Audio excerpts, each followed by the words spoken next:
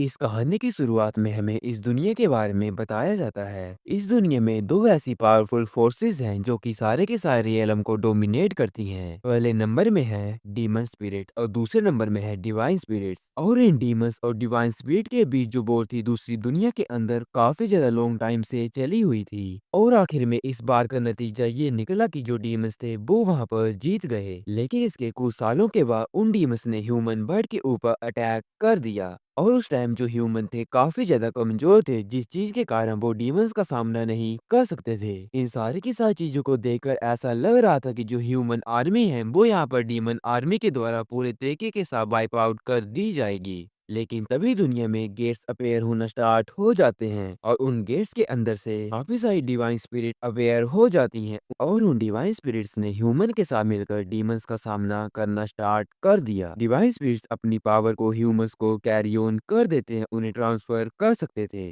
Humanity ने remaining divine spirit के साथ मिलकर फाइट करना स्टार्ट कर दिया और जो बंदे डिवाइन स्पिरिट्स के द्वारा चूजन किए जाते थे उन्हें हंटर कहा जाने लगा। और जो हंटर होते थे सैक्रेड स्टोन के थ्रू उनके साथ एक पैक्ट जो थे उसे बना लेते थे, जिसका यूज करते हुए वो डीमंस के साथ फाइट किया करते थे। और इन्हीं सारी की सारी चीजों के कारण जो इस दुनिया का फेट था वो हंटर के हाथों में चला गया। और तभी हमारा सीन शिफ्ट होता है, हमें प्रेजेंट का सीन दिखाया जाता है जहाँ पर हमें 10 किलोमीटर आउटसाइड टोक्यो का सीन दिखाया जा रहा था, जहाँ पर एक डंजन गेट जो था वो अपेयर हो गया था। और उस डंजन गेट को कंप्लीट करने के लिए हंटर की पार्टी आ गई थी। उन हंटर के बारे में बताया जाए जहाँ पर एक बंदे का नाम ई रैंक हंटर हीनो था, दूसरे बंदे का नाम ई रैंक हंटर कामिया था और जो लड़की थी उसका नाम ई रैंक हंटर मीटो था। ये तीनों के तीनों एक ई रैंक के हंटर थे। और उस हंटर की टीम ने एक और बंदा अपनी टीम के अंदर ऐड किया था ताकि वो उनका सामान जो है वो उसे उठा सके। उस बंदे के बारे में बताया जाए जो कि वहाँ पर एक एफ रैंक हंटर मकाटो आसुका उसका नाम था। सेम यहाँ पर आस्था बोलेंगे। और यहाँ पर बाकी ई रैंक के हंटर जो थे आस्था का काफी ज्यादा मजाक उड़ा रहे थे क्योंकि वो एक एफ रैंक हंटर था और उन्होंने वहाँ पर उसे इसीलिए ऐड किया था ताकि वो वहाँ पर उनका जो सामान है उसे उठा ले। लेकिन इन सारी की सारी चीजों के कारण आस्था जो था वो जरा भी खुश नहीं था। लेकिन उसकी किस्मत काफी ज्यादा बेकार थी कि उसे सारे के सारे बंदे जो थे इसी तरह से बुली किया करते थे।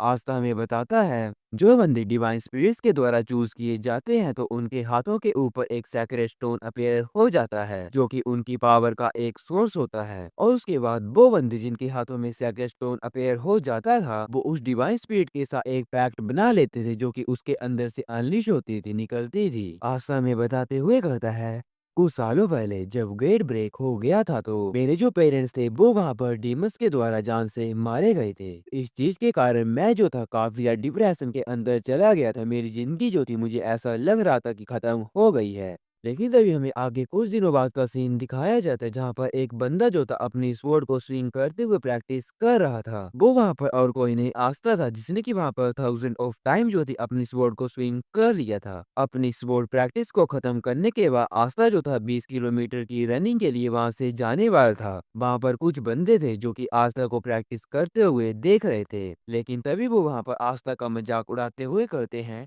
ओ ये तो यहाँ पर वो फेक हंटर है। इसको यहाँ पर 2 साल हो गए हैं जब इसे यहाँ पर सैक्रेड स्टोन जो था वो मिल गया था, लेकिन फिर भी उसके साथ किसी भी डिवाइन स्पिरिट जो थी उसके सैक्रेड स्टोन के अंदर से नहीं निकली थी। ये बंदा यहाँ पर काफी ज्यादा यूजलेस है। अगर इसे किसी रेगुलर पर्सन के साथ कंपेयर भी किए जाए तो उससे भी यहाँ पर काफी ज्यादा गया गुजरा है। उस देर बाद का सीन दिखाया जाता है जहाँ पर आस्था को कोई बंदा मारकर पीछे की तरफ फेंक देता है। वहाँ पर उन बंदों को दिखाया जाता है वो बोल रहे थे ये तो यहाँ पर काफी इम्पॉसिबल है, आज तक मैंने तुम्हारे जैसा बेकार हंटर जो है वो नहीं देखा है। तुम यहाँ पर अपने आप को हंटर भी कैसे बोल सकते हो। लेकिन आस्था जो था वो बोल रहा था मैं भी यहाँ पर तुम्हारे साथ फाइट कर सकता हूँ, मैंने काफी ज्यादा वेपन के साथ ट्रेनिंग जो है वो की है। लेकिन वो बंदा कहता है तुम मेरी बात को सुनो, अगर तुम्हारे पास यहाँ पर कोई भी डिवाइन स्पिरिट नहीं है तो ये सारी की सारी चीजें पॉइंटलेस हैं। आस्था इस चीज के कारण काफी गुस्सा हो गया था। वो बंदे वहां से जाते हुए कहते हैं और तुम यहाँ पर इस जगह में रुक जाओ और यहाँ पर एक हंटर बनने का एक्ट जो उसे यहाँ पर छोड़ दो। तुम तो यहाँ पर हम हंटर का जो स्टेटस है उसे यहाँ पर डाउन करवा रहे हो। वो बंदे वहाँ पर उस जगह से चले जाते हैं लेकिन उनकी सारी की सारी बातों के कारण जो आस्था था वो काफी ज्यादा डिमोटिवेट हो गया था। वो सोच रहा था मुझे लगता है कि मेरी यहाँ पर लास्ट होप भी खत्म होने वाली है। 2 साल पहले का सीन दिखाया जाता है जहाँ पर आस्था के हाथ के ऊपर भी एक ऐसा क्रिस्टोन आ जाता है जिस चीज के कारण आस्था काफी ज्यादा खुश हो गया था। वो अब ये सोच रहा था कि अब वो भी यहाँ पर एक हंटर बन सकता है और इस चीज के कारण वो वहाँ पर अपने पेरेंट्स का बदला जो है वो ले लेगा। लेकिन उसकी सारी की सारी होप के ऊपर पानी फिर जाता है क्योंकि उसने 2 साल पहले ही एक सैक्रेड स्टोन तो अचीव कर लिया था, लेकिन वो किसी भी डिवाइन स्पिरिट के साथ एक पैक्ट को फॉर्म नहीं कर पाता है और इस चीज के कारण उसने वहाँ पर ऑर्डिनरी पीपल और हंटर्स के बीच अपने प्लेस को खो दिया था। वो वहाँ पर नकारा गया था। सारी की सारी चीजों के कारण आस्था एक आउटकास्ट बन गया था। हमें प्रेजेंट का सीन दिखाया जाता है जहाँ पर वो सारे डंजन के अंदर थे। हीनो अपनी lower rank divine spirit flame का यूज करते हुए काफी सारे डीमंस को जान से मार रहा था और वहाँ पर जो मीटो थी वो भी वहाँ पर अपनी लोअर रैंक डिवाइन स्पिरिट ओ का यूज करते हुए काफी सारा मोस्टर को जान से मार रही थी।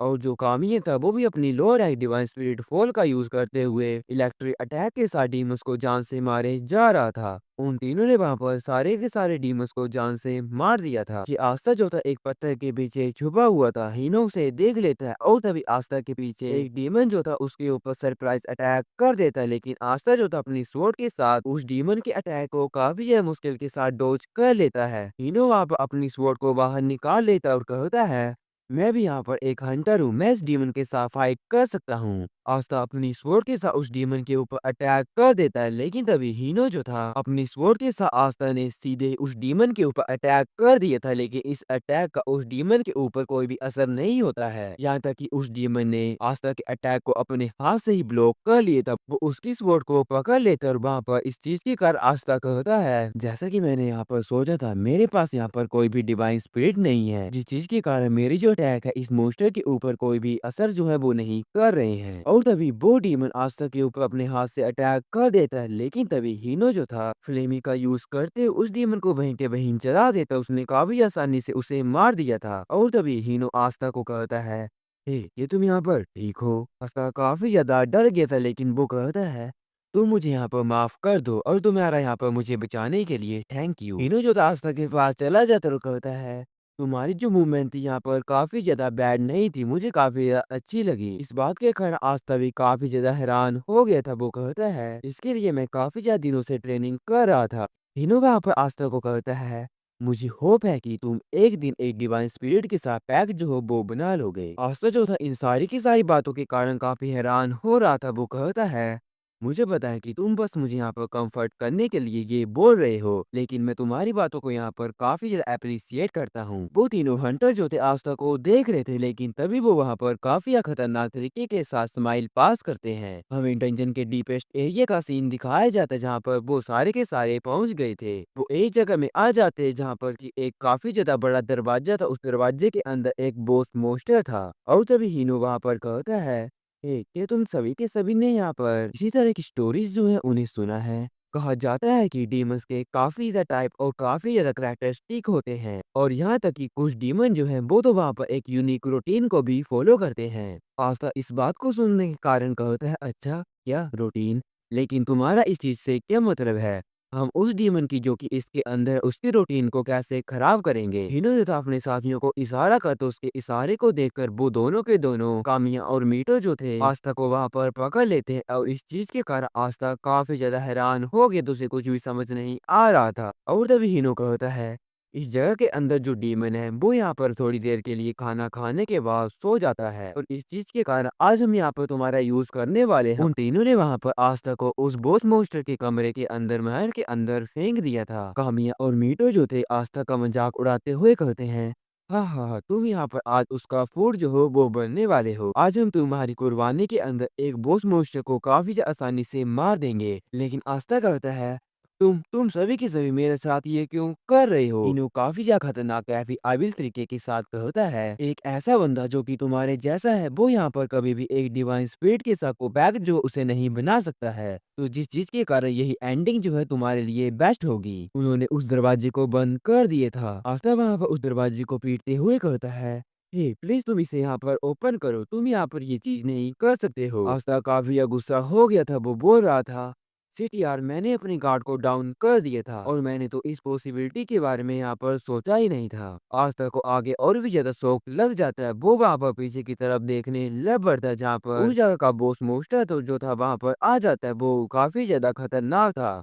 उसके बारे में बताया जाता है वो ए रैंक डंजन बॉस बेहीमोथ है। डंजन बॉस को देखकर आस्था काफी ज्यादा डर जाता है और तभी बेहीमोथ आस्था के ऊपर अटैक कर देता है। आस्था ने काफी ज्यादा मुश्किल के साथ उसके अटैक को डोज कर लिया था। बाहर का सीन दिखाया जाता है जहाँ पर वो तीनों जो थे आस्था के मरने का वेट कर रहे थे। उसके अंदर उस डीमन ने आस्था के ऊपर अटैक किया था, लेकिन आस्था जो था वो वहाँ पर उस जगह से भागने लग पड़ता है। वो वहाँ पर कहता है मेरा इस डीमन के साथ जीतने का 0% चांस है, लेकिन मैं यहाँ पर इस तरह से नहीं मर सकता हूँ। ये बोझ जो है अभी फुली तरीके के साथ अवेकन नहीं हुआ है, तो जिस चीज के कारण अभी इसके पास अपनी पूरी स्ट्रेंथ नहीं है और इस चीज का यूज करते हुए मैं यहाँ पर इस जगह से भाग सकता हूँ। आस्था को उस जगह से भागने का एक जरिए जो था वो मिल गया था। वो उस साइड भागने लग पड़ता है, लेकिन तभी बेहीमोथ रोड का यूज करता है और इस चीज के कारण वहाँ पर सारे के सारे पत्थर जो थे नीचे गिरने लग पड़ते हैं। उन पत्थर के नीचे गिरने के कारण आस्था का लास्ट वहां से भागने का रास्ता जो था वो भी बंद हो जाता है। आस्था काफी ज्यादा डर जाता है। वो कहता है क्या मेरे यहाँ पर बस एक पाथ ऑफ सर्वाइवल था जो कि यहाँ पर खत्म हो गया है। और तभी पीछे से बेहीमोथ काफी ज्यादा तेजी के साथ आस्था के ऊपर अटैक कर देता है। वो वहाँ पर उसे खाने वाला था। आस्था सोच रहा था क्या आज मैं यहाँ पर मरने वाला हूँ, लेकिन अभी तक तो मैंने अपने माता पिता की मौत का मतलब बदला जो है वो भी नहीं लिया है। मैं यहाँ पर इस तरह से नहीं मर सकता हूँ, मुझे तो यहाँ पर अपना बदला लेना है। आस्था काफी ज्यादा इमोशनल हो गया था और तभी उसका जो सैक्रेड स्टोन था वो वहाँ पर चमकने लग पड़ता है। उस सैक्रेड स्टोन के अंदर से काफी ज्यादा ओरा जो था वो अनलिश हो रहा था और वो ओरा जो था पूरे तरीके के साथ आस्था को घेरने लग पड़ता। आस्था को कुछ भी समझ नहीं आ रहा था। उस ओरा ने वहाँ पर एक बैरियर को बना लिया था और उस बैरियर के ऊपर जैसे ही बेहीमोथ अटैक करता है तो वो उस बैरियर को तोड़ नहीं पाता है। बैरियर के अंदर का सीन दिखाया जाता है जहाँ पर आस्था काफी जहरा हैरान हो गया था। वो बोल रहा था क्या ये कौन सा प्लेस है, क्या मैं यहाँ पर कोई सपना देख रहा हूँ। आरा अपने सैक्रेड स्टोन के अंदर से जो ओरा निकल रहा था उसे देखते हुए कहता है क्या मेरे जो यहाँ पर सैक्रेड स्टोन है उसके अंदर से तो काफी एविल कलर जो है वो अनलीश हो रहा है। मैंने तो इस तरह की सिचुएशन के बारे में कभी भी किसी से भी नहीं सुना था, लेकिन तभी वहाँ पर किसी बंदे के कुछ मतलब किसी क्रिएचर के पंख जो है वो आ जाते हैं। आस्था आगे की तरफ देखने लग पड़ता है। हमें वहाँ पर एक एंजल को दिखाया जाता है जो कि वहाँ पर मुझे तो एक डार्क एंजल लग रही थी और ये चीज यहाँ पर क्या इसके बारे में तो हमें आगे चलकर पता लगेगा। और ये चीज यहाँ पर एक डिवाइन स्पिरिट भी हो सकती है। आस्था उस डिवाइन स्पिरिट को देखकर भी काफी ज्यादा हैरान हो जाता है। उसे तो अपनी आंखों में विश्वास ही नहीं हो रहा था और तभी वो डिवाइन स्पिरिट अपने हाथ को आगे कर देती है और वहाँ पर आस्था को कहती है ह्यूमन ये तुम यहाँ पर मेरे साथ एक पैक्ट जो उसे फॉर्म करोगे।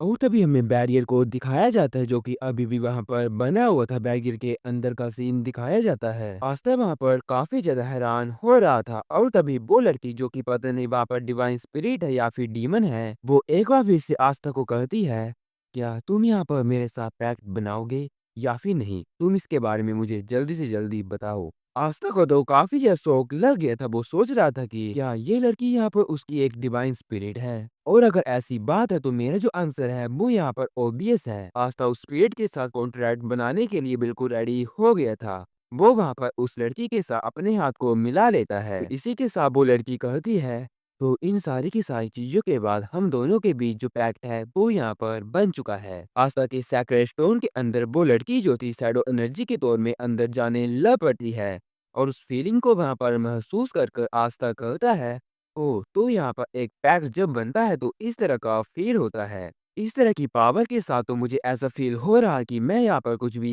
कर सकता हूँ। जैसे वो लड़की जो थी आस्था के सैक्रेड स्टोन के अंदर चली जाती है तो वो बैरियर जो था वो भी वहां से डिसअपेयर हो जाता है। आस्था के सामने बेहीमोथ खड़ा हुआ था। वो वहां पर अपनी स्वॉर्ड के साथ उसके साथ फाइट करने के लिए बिल्कुल रेडी हो गया था। बेहीमोथ काफी ज्यादा गुस्सा हो गया था। एक बार फिर से वो रोर का यूज करता है। उसकी रोर के प्रेशर के कारण आस्था कहता है क्या इसकी स्ट्रेंथ, इसका प्रेशर, इसका इम्पैक्ट सब कुछ यहाँ पर पहले से काफी ज्यादा स्ट्रोंगर हो गया है। बेहीमोथ आस्था को मारने के लिए उसके ऊपर चार्ज कर देता है। आस्था भी बिल्कुल रेडी हो गया था। वो ये सोच रहा था कि अब मैं वो नहीं हूँ जो कि तुमसे थोड़ी देर पहले फाइट कर रहा था। ये बोलकर आस्था ने बेहीमोथ के अटैक को काफी ज्यादा आसानी के साथ डोज कर लिया था। आस्था बेहीमोथ के अटैक को डोज करने के बाद पीछे की तरफ चला जाता। उससे जो अपनी बॉडी थी काफी लाइट फील हो रही थी। उसने बस ग्राउंड को छोटा सा किया था और उसी के कारण वो वहां पर इतनी ज्यादा पीछे आ गया था। वो सोच रहा था कि अच्छा, डिवाइन स्पिरिट के साथ कॉन्ट्रैक्ट बनाने की ये पावर होती है। आस्था को वहां पर और भी ज्यादा कॉन्फिडेंस आ जाता है। वो उसके ऊपर अब ट्राई करने के लिए बिल्कुल रेडी हो गया था। वो काफी ज्यादा ध्यान से उसे देख रहा था।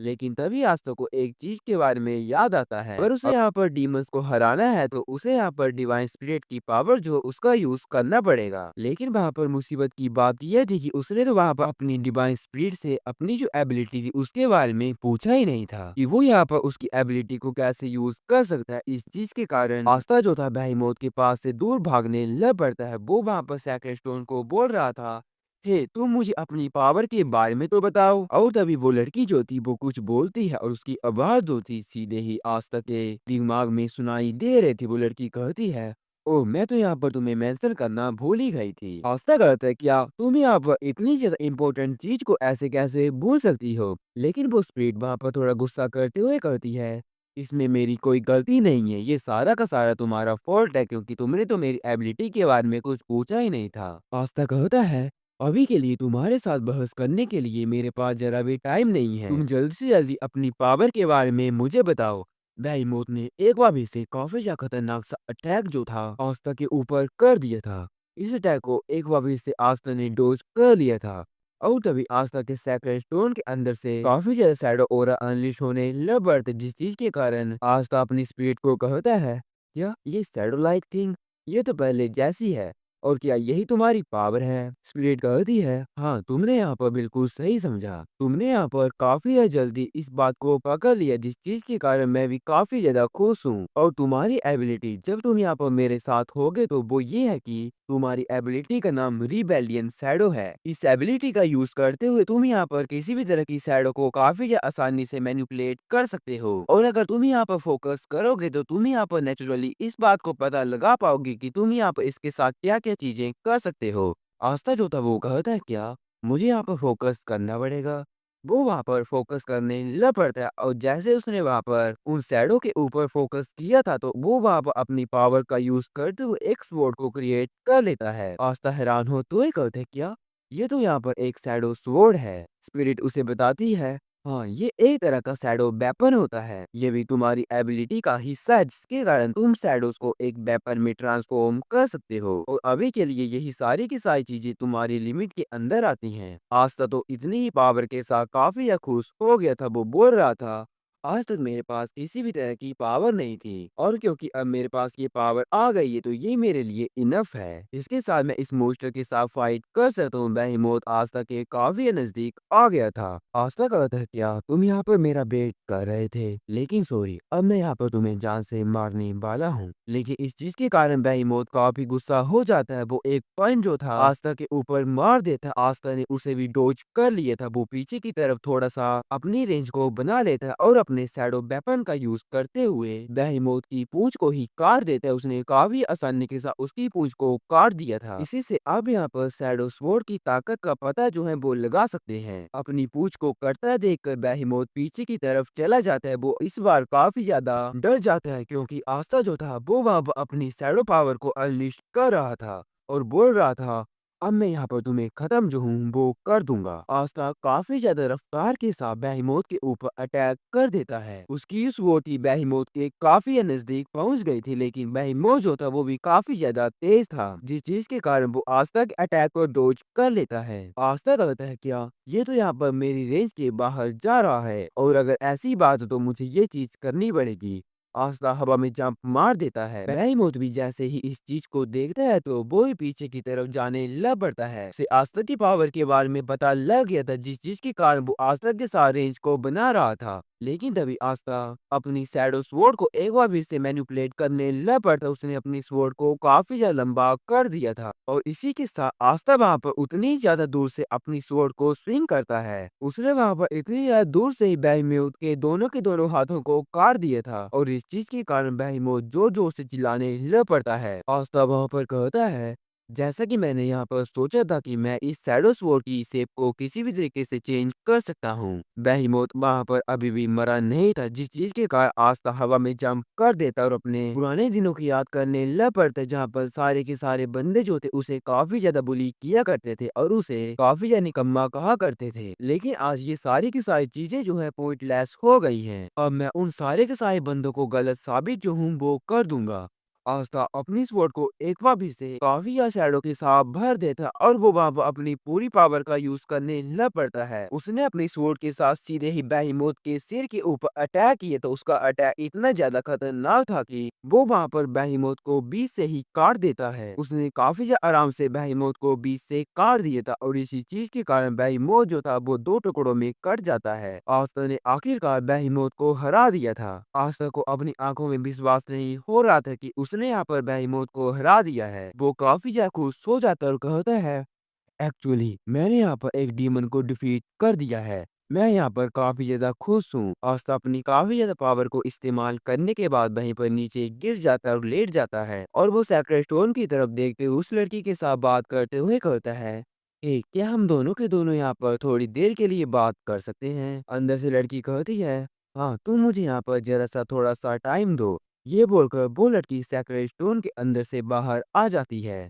आस्था उस लड़की को देखते हुए कहता है, first of all thank you, तुमने यहाँ पर मुझे आज मरने से बचा लिया है। लेकिन वो स्पिरिट या फिर लड़की जो भी थी वो कहती है, मैंने तो तुम्हें बस अपनी पावर को उधार दिया था। ये सारी की सारी चीजें तो यहाँ पर तुमने अपने हार्ड वर्क के कारण अचीव की है। लेकिन आस्था फिर भी वहाँ पर बोल रहा था, नहीं ऐसी बात नहीं है, मैं यहाँ पर इस चीज के कारण काफी ज्यादा खुश हूँ कि तुमने यहाँ पर मेरे साथ एक पैक्ट जो है उसे फॉर्म कर लिया है। इसके लिए मैं तुम्हारा काफी ज्यादा शुक्रमंद हूँ। लेकिन वो जो लड़की स्पिरिट थी वो वहाँ पर आस्था को देख रही थी, मानो कि वो वहाँ पर आस्था को कुछ बताना चाहती हो। आस्था कहता है, जो शैडोज की पावर है वो तो यहाँ पर काफी ज्यादा अमेजिंग है और मैंने ये तो एक्सपेक्ट भी नहीं किया था कि मुझे इस तरह की पावर जो है एक डिवाइन स्पिरिट से मिल सकती है और मैं यहाँ पर एक ई रैंक डंजन बॉस को इतनी ज्यादा आसानी से हरा पाऊंगा और तुम पक्का एक काफी ज्यादा हाई रैंक की डिवाइन स्पिरिट होगी। लेकिन वो लड़की कहती है, नहीं तुम यहाँ पर बिल्कुल गलत बोल रहे हो।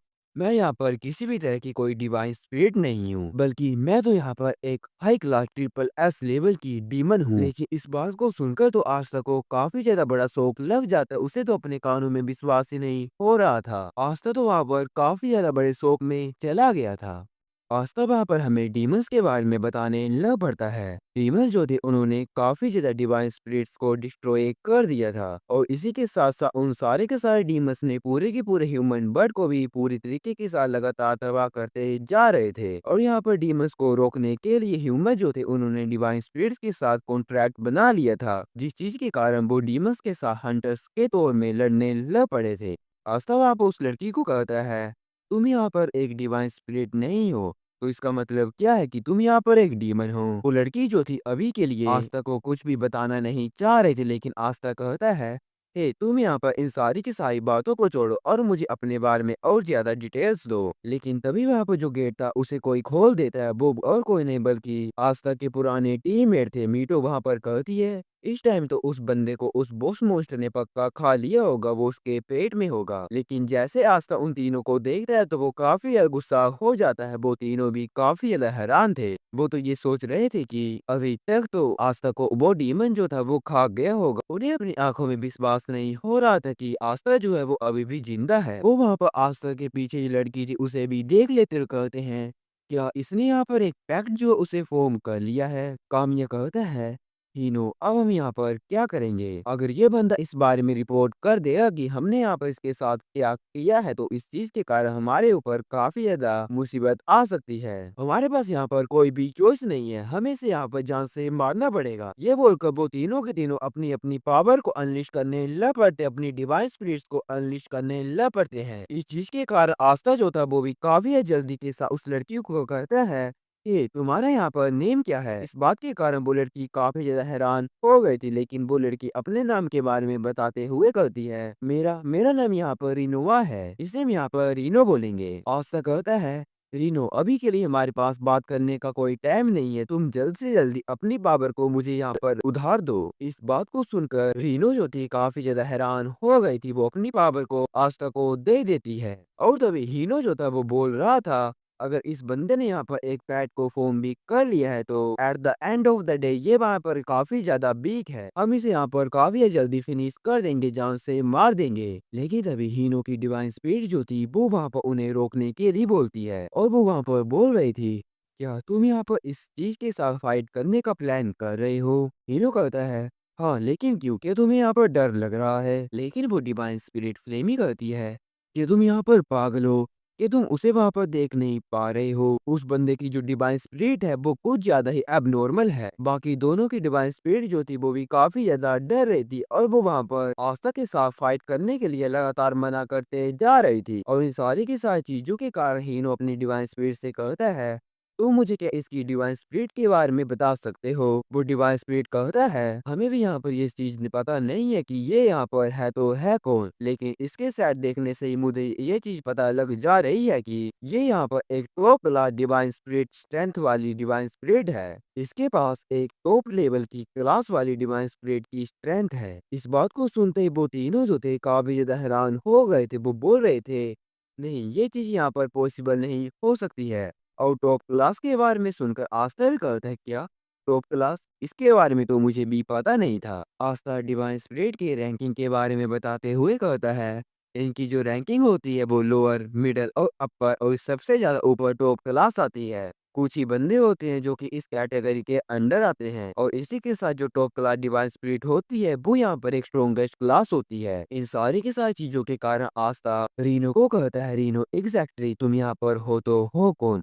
लेकिन रीनो कहती है, जरा तुम उस साइड देखो, अभी के लिए हमारे पास बात करने का जरा भी टाइम नहीं है। मैं तुम्हें यहाँ पर अभी के लिए एक्सप्लेन नहीं कर सकती हूँ, क्योंकि वहाँ पर आगे जो था हीनो आस्था के ऊपर अटैक करने के लिए बिल्कुल रेडी हो गया था। वो वहाँ पर बोल रहा था, यहाँ पर कोई भी चांस नहीं है कि मैं यहाँ पर इस बेकार से बंदे से यहाँ पर हार जाऊंगा। और अगर इसने यहाँ पर एक पैक्ट को फॉर्म भी कर लिया है तो इसने यहाँ पर अभी एक डंजन बॉस के अलावा किसी भी चीज को नहीं हराया, जिस चीज के कारण अभी भी ये यहाँ पर काफी ज्यादा कमजोर होगा। और वहाँ पर जो मीटो थी वो भी बोल रही थी, हाँ तुम बिल्कुल सच बोल रहे हो, हंटर तब स्ट्रॉन्ग बनते हैं जब वो यहाँ पर डंजन बॉस को जान से मारते हैं, डीमंस को जान से मारते हैं। लेकिन फिर भी मुझे यहाँ पर इससे काफी ज्यादा डर लग रहा है। काम ये भी कहता है, और तो इसने यहाँ पर एक टॉप लेवल क्लास के साथ एक कॉन्ट्रैक्ट जो है उसे यहाँ पर फॉर्म किया है। लेकिन हीनो जो था उनकी बातों को जरा भी मद्देनजर नहीं रखता है और काफी ज्यादा गुस्से के साथ आस्था के ऊपर अटैक करने के लिए चला जाता है। वो वहाँ पर अपनी फायर पावर को अनलिस्ट करते हुए बोल रहा था,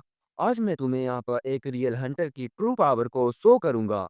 ये बोलकर वो वहां पर एक पंच आस्था को मार देता है। लेकिन आस्था ने तो काफी आसानी से उसके उस पंच को डोज कर लिया था। इस चीज के कारण हीनो भी काफी ज्यादा हैरान हो जाता है। हीनो लगातार आस्था के ऊपर काफी है गुस्से और काफी है पावर के साथ पंच मारते जा रहा था, लेकिन आस्था अपनी एजिलिटी का यूज करते उसके सारे के सारे अटैक को डोज करते जा रहा था। वो वहां पर काफी आसानी के साथ उसके अटैक को देख पा रहा था। लेकिन तभी हीनो अपने हाथ को आस्था के मुंह के पास ले आता है और अपने एक अटैक फ्लेम स्पिरिट ब्रीथ का यूज करता है। वो अपनी फायर के साथ आस्था को जलाना चाहता, लेकिन आस्था जो था वो तो अपनी शैडो वेपन का यूज करते उसके सारी की सारी फ्लेम को ही बीच से काट देता है। इस चीज के कारण बाकी दोनों काफी ज्यादा हैरान हो जाते। वो कहते हैं, क्या इसने तो यहाँ पर जो फ्लेम थी उन्हें बस यहाँ पर बीच से ही काट दिया। आस्था वहाँ पर हीनो का मजाक उड़ाते हुए कहता है, हे क्या हुआ कि तुम यहाँ पर अपनी पावर को होल्ड बैक कर रहे हो? और इस बात को सुनते ही हीनो को भी काफी ज्यादा गुस्सा आ जाता है। वो और भी ज्यादा पावर के साथ आस्था के ऊपर अटैक करते हुए कहता है, तुम्हारी इतनी हिम्मत,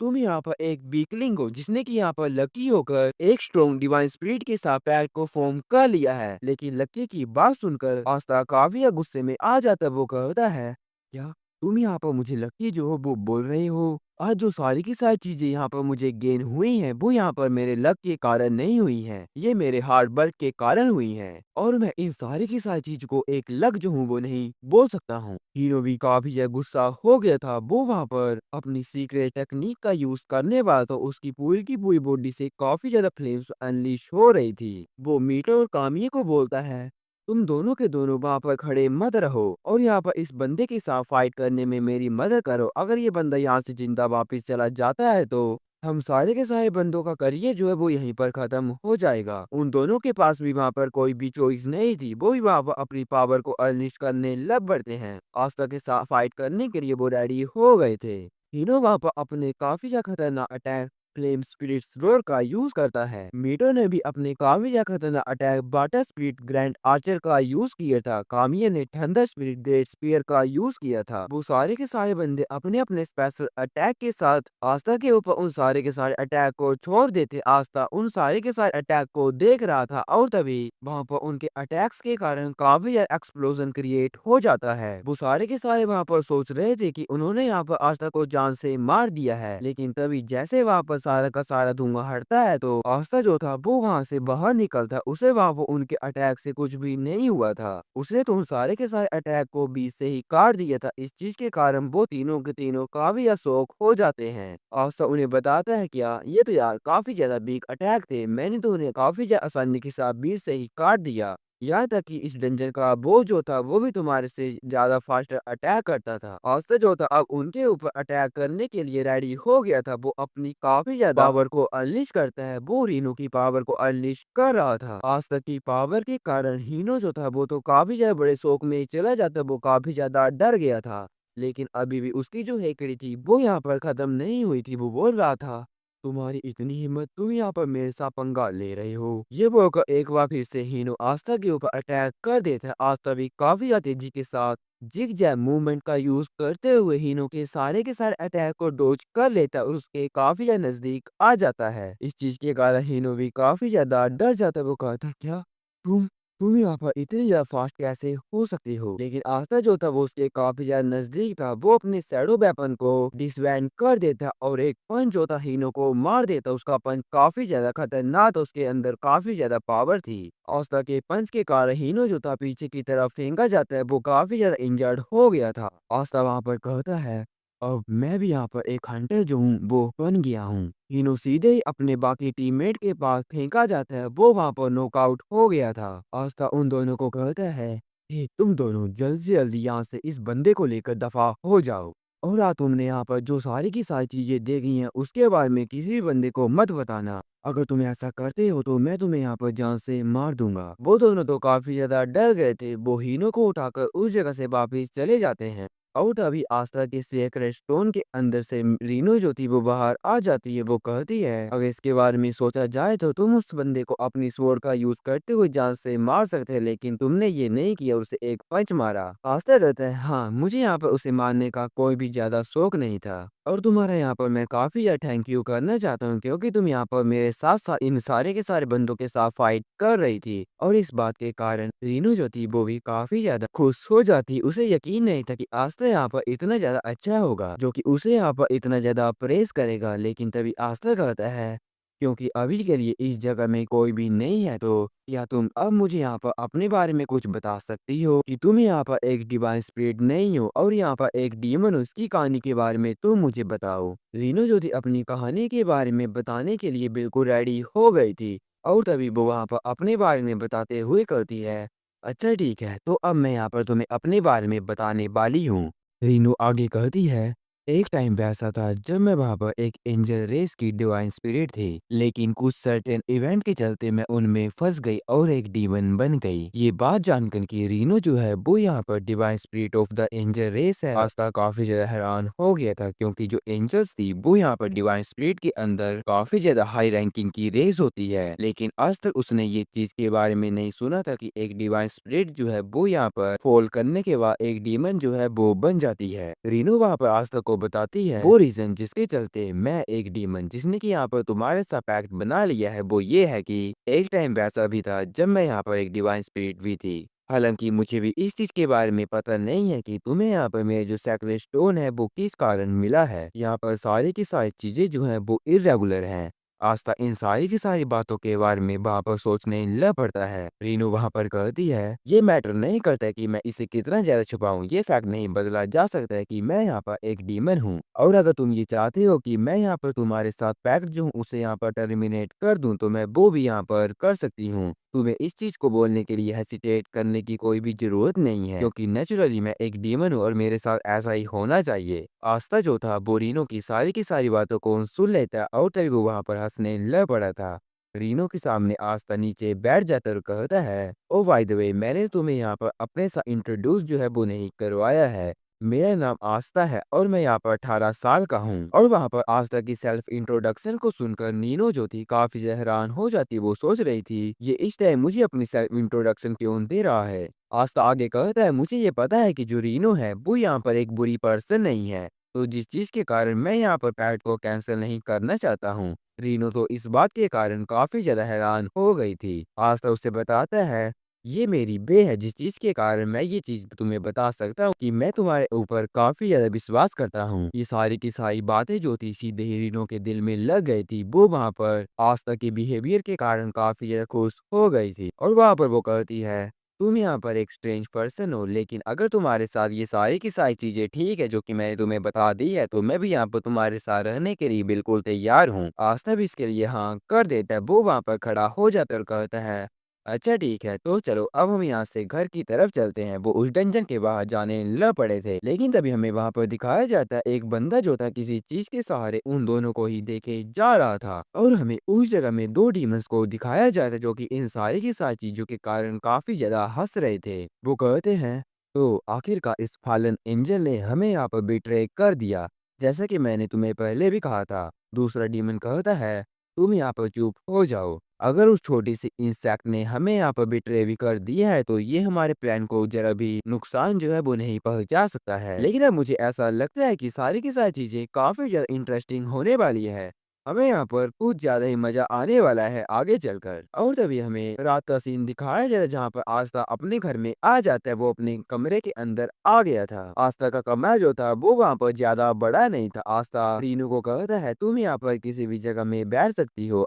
रीनू जो थी वो वहाँ पर आस्था के कमरे को देख रही थी और तभी वो एक जगह में जाकर बैठ जाती है। रीनू आस्था को कहती है, क्या ये वो प्लेस है जिसके अंदर ह्यूमन रहते हैं? आस्था कहता है, हाँ, लेकिन तुम मुझसे इस टाइम ये क्यों पूछ रही कि यहाँ पर कुछ गलत है? रीनू उसे बताती है, ये जो प्लेस है उस प्लेस से जरा भी डिफरेंट नहीं है जहाँ पर मैं डीमन बर्ड के अंदर रहा करती थी। ये भी उसी तरह का प्लेस है जहाँ पर रेन और बिन को आने से रोका जाता है। आस्था रीनू की बातों को सुनने के बाद कहता है, अच्छा ठीक है, लेकिन जहाँ तक मुझे पता है ये एक ऐसा प्लेस है जहाँ पर बस हम सोने के लिए आते हैं, लेकिन फिर भी रीनू, के तुम यहाँ पर एक ऐसी चीज के बारे में बता सकती हो कि जो कि तुम्हें यहाँ पर अच्छी लगती है? रीनू कहती, क्या वो या कोई ऐसी चीज जो कि यहाँ पर मुझे अच्छी लगती है? आशा कहता है, हाँ, वो कोई भी चीज हो सकती है, तुम मुझे यहाँ पर किसी भी चीज के बारे में बता दो। रीनू वहाँ पर कहती है, मुझे यहाँ पर ब्यूटीफुल सीनरी जो है काफी अच्छी लगती है। इसके बारे में आस्था सोचने लग पड़ता है और तभी रीनू को कहता है, अगर रीनू तुम्हें यहाँ पर ये अच्छा लगेगा तो क्या हम इस प्लेस को फ्लावर के साथ सजा जो है बो सकते हैं? मुझे लगता है कि ये जो चीज़ है तुम्हारी काफ़ी ज़्यादा अच्छी लगेगी। रीनू कहती है, तुम्हारा जो टेस्ट है काफ़ी ज़्यादा अच्छा है, फ्लावर्स यहाँ पर एक काफ़ी अच्छा ग्रेट आइडिया है। आस्था कहता है, अच्छा ठीक है, अब ये डिसाइड हो चुका है, जब भी हम किसी भी डंजन को क्लियर कर लेंगे तो हम यहाँ पर फ्लावर्स को खरीद कर ले आएंगे। रीनू भी इशारे में इसके लिए हाँ कर देती है और तभी आस्था को नींद आने लग पड़ती। वो बोल रहा था, मुझे लगता है कि आज के लिए मैं कुछ ज्यादा ही थक गया हूँ, अब मुझे यहाँ पर सो जाना चाहिए। रीनू जो थी आस्था के बेड को देखते हुए कहती है, क्या ये तुम्हारा यहाँ पर बेड है? आस्था जो था इसके लिए हाँ कर देता है और तभी रीनू जो थी आस्था के बेड में ही लेट जाती है और वो बोल रही थी, क्या ये छोटा सा बेड जो है दो पीपल के सोने के लिए कुछ ज्यादा ही छोटा नहीं हो जाएगा? आस्था काफी हैरानी के साथ कहते है, क्या तुम यहाँ पर मेरे साथ सोने का प्लान जो वो कर रही हो? रीनो कहती है, हाँ, हेवन के अंदर ये सारी की सारी चीजें तो काफी ज्यादा आम है। लेकिन आस्था रीनो को कहता है, जरा तुम एक मिनट रुको, क्या डिवाइन स्पिरिट जो है वो यहाँ पर सैक्रेड स्टोन के अंदर जो है वो नहीं सोती हैं? रीनो कहती है, मुझे इसके बारे में अच्छे से पता नहीं है। आस्था कहता है, अच्छा ऐसी बात है, तुम एक बार मेरे सैक्रेड स्टोन के अंदर जाकर ट्राई कर सकती हो।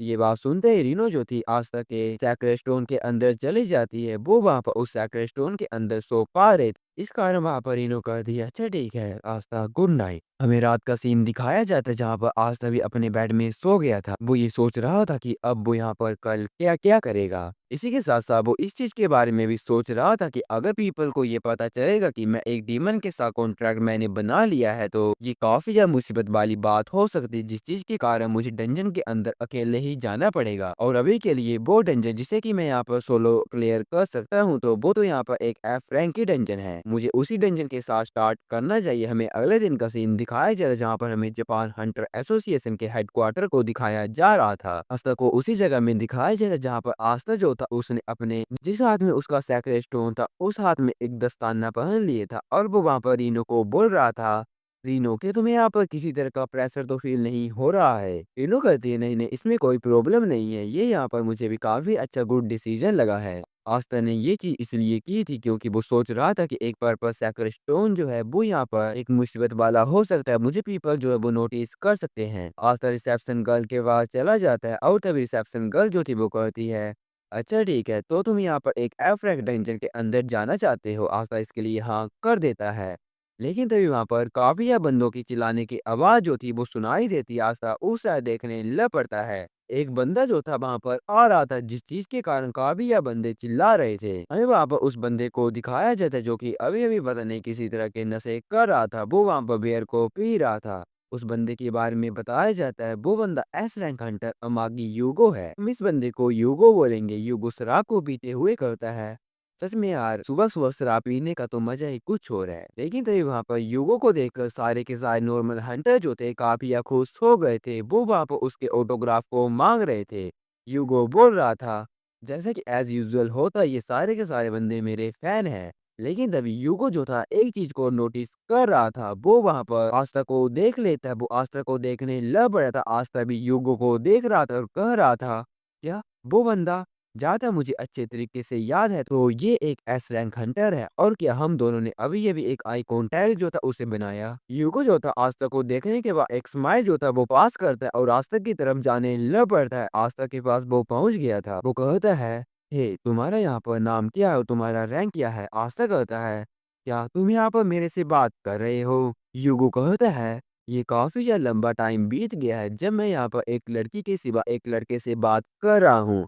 इस बात को सुनकर आस्था कहता है मेरा नाम यहाँ पर आस्था है और मैं एक एफ रैंक हंटर हूँ। युगो कहता है ओह अच्छा ऐसी बात है तो मुझे यहाँ पर समझ आ गया। लेकिन वो थोड़े अजीब तरीके से बोल रहा था क्या लेकिन तुम यहाँ पर एक एफ रैंक हंटर हो। आस्था कहता है क्या तुम्हें यहाँ पर मेरे से कोई चीज जो है वो चाहिए। लेकिन तभी युगो रिसेप्शन गर्ल की तरफ देखने लग पड़ता है। वो कहता है आपको यहाँ पर इंटरप्ट करने के लिए माफ कर दीजिए। अगर आपके पास यहाँ पर जरा भी टाइम है तो क्या हम थोड़ी देर बाद टी जो है उसे पी सकते हैं। क्यूट यंग लेडी आपका इस बारे में क्या ख्याल है। ये बंदा जो था सीधे सीधे उस लड़की के साथ फ्लर्ट कर रहा था और इस चीज को बोलने के बाद युगो उस जगह से चला जाता और कहता है आस्था हम दोनों एक बार फिर से पक्का मिलेंगे। और उसके जाने के बाद आस्था बोल रहा था क्या ये बंदा अभी अभी फ्लर्टिंग कर रहा था।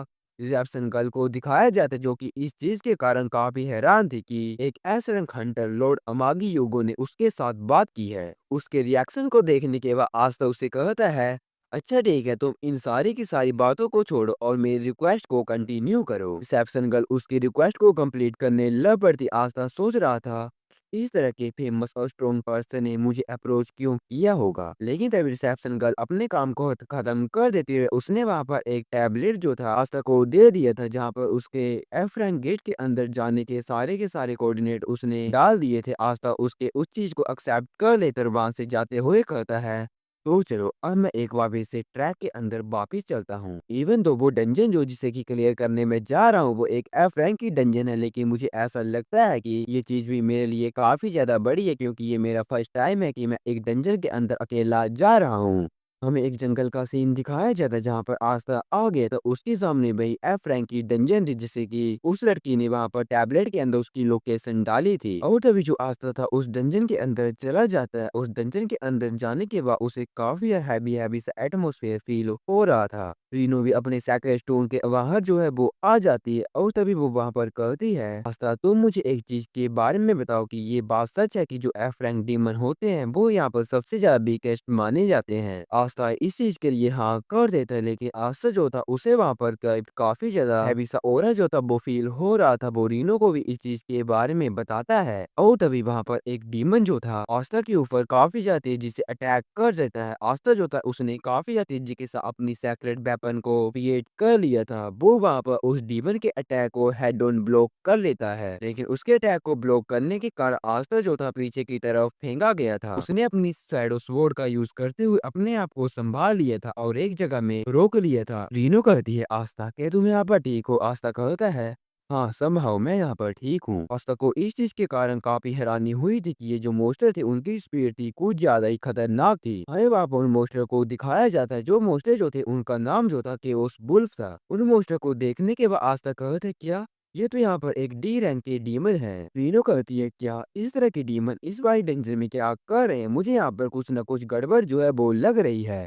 और रुको, क्या ऐसा हो सकता है कि ये जो डंजन है एक एफ रैंक डंजन नहीं बल्कि एक डी रैंक डंजन हो? सारे के सारे कियोस बुल्फ जो थे वो वहां पर आस्था को घेर लेते। आस्था इस जगह से भाग भी नहीं सकता क्योंकि डंजन गेट जो था वो भी क्लोज हो चुका था। आस्था ये सोच रहा था कि अब उसे यहाँ पर क्या करना चाहिए, उसे यहाँ पर किस तरह से फाइट करनी पड़ेगी। अगर मैं इन सारे के सारे बंदों को एक साथ हैंडल करूंगा तो ये चीज मेरे लिए काफी टफ हो सकती है। तीनों जो थी वो सैक्रेड स्टोन के अंदर चली जाती है और तभी आस्था अपने मन में कहता है मुझे यहाँ पर पहले साथ होना पड़ेगा और इस सिचुएशन के बारे में अच्छे तरीके से सोचना पड़ेगा। सबसे पहले मुझे इन सारे के सारे क्योस वुल्फ का नंबर जो उसे कम करना पड़ेगा। ये चीज बोलकर आस्था जो था काफी तेजी के साथ एक वुल्फ के ऊपर अटैक कर देता है। वो एक बार में एक वुल्फ के ऊपर फोकस करने वाला था, लेकिन तभी पीछे से दूसरा वुल्फ जो था वो वहां पर ओपनिंग देकर आस्था के ऊपर अटैक कर देता है, लेकिन आस्था ने उसके अटैक को डोज कर लिया था, पीछे की तरफ चला गया था। लेकिन पीछे जाते ही दूसरा केओस वुल्फ जो था वो भी आस्था के ऊपर अटैक कर देता है। आस्था ने काफी ज्यादा नजदीकी के साथ उसके अटैक को भी डोज कर लिया था। वो एक बार भी से उन सारे के सारे केओस वुल्फ के बीच में आ जाता है। इनका जो कॉम्बिनेशन अटैक थे काफी ज्यादा सॉलिड थे, जिस चीज के कारण आस्था काफी ज्यादा अनोय हो रहा था। आस्था वहाँ पर ये सोच रहा था कि मुझे यहाँ पर कोई ना कोई तरकीब लगाकर इन डीमंस को हराना पड़ेगा, तभी मैं यहाँ से जिंदा भाग सकता हूँ। उसे वहाँ पर फाइट करते हुए कुछ देर बीत जाती है। एक बुल्फ जो था एक बार फिर से आस्था के ऊपर अटैक करता है। वो वहाँ पर उसकी शैडो स्वॉर्ड को पकड़ लेता है, बाइट कर लेता है। इसका फायदा उठाते हुए दूसरा क्योस वुल्फ जो था वो आस्था को टक्कर मार दी, तो उसकी टक्कर इतनी ज्यादा खतरनाक थी कि आस्था जो था पीछे फेंका गया था और वो वहाँ पर दीवार के साथ टकरा गया था। आस्था थोड़ा सा इंजर्ड हो जाता है।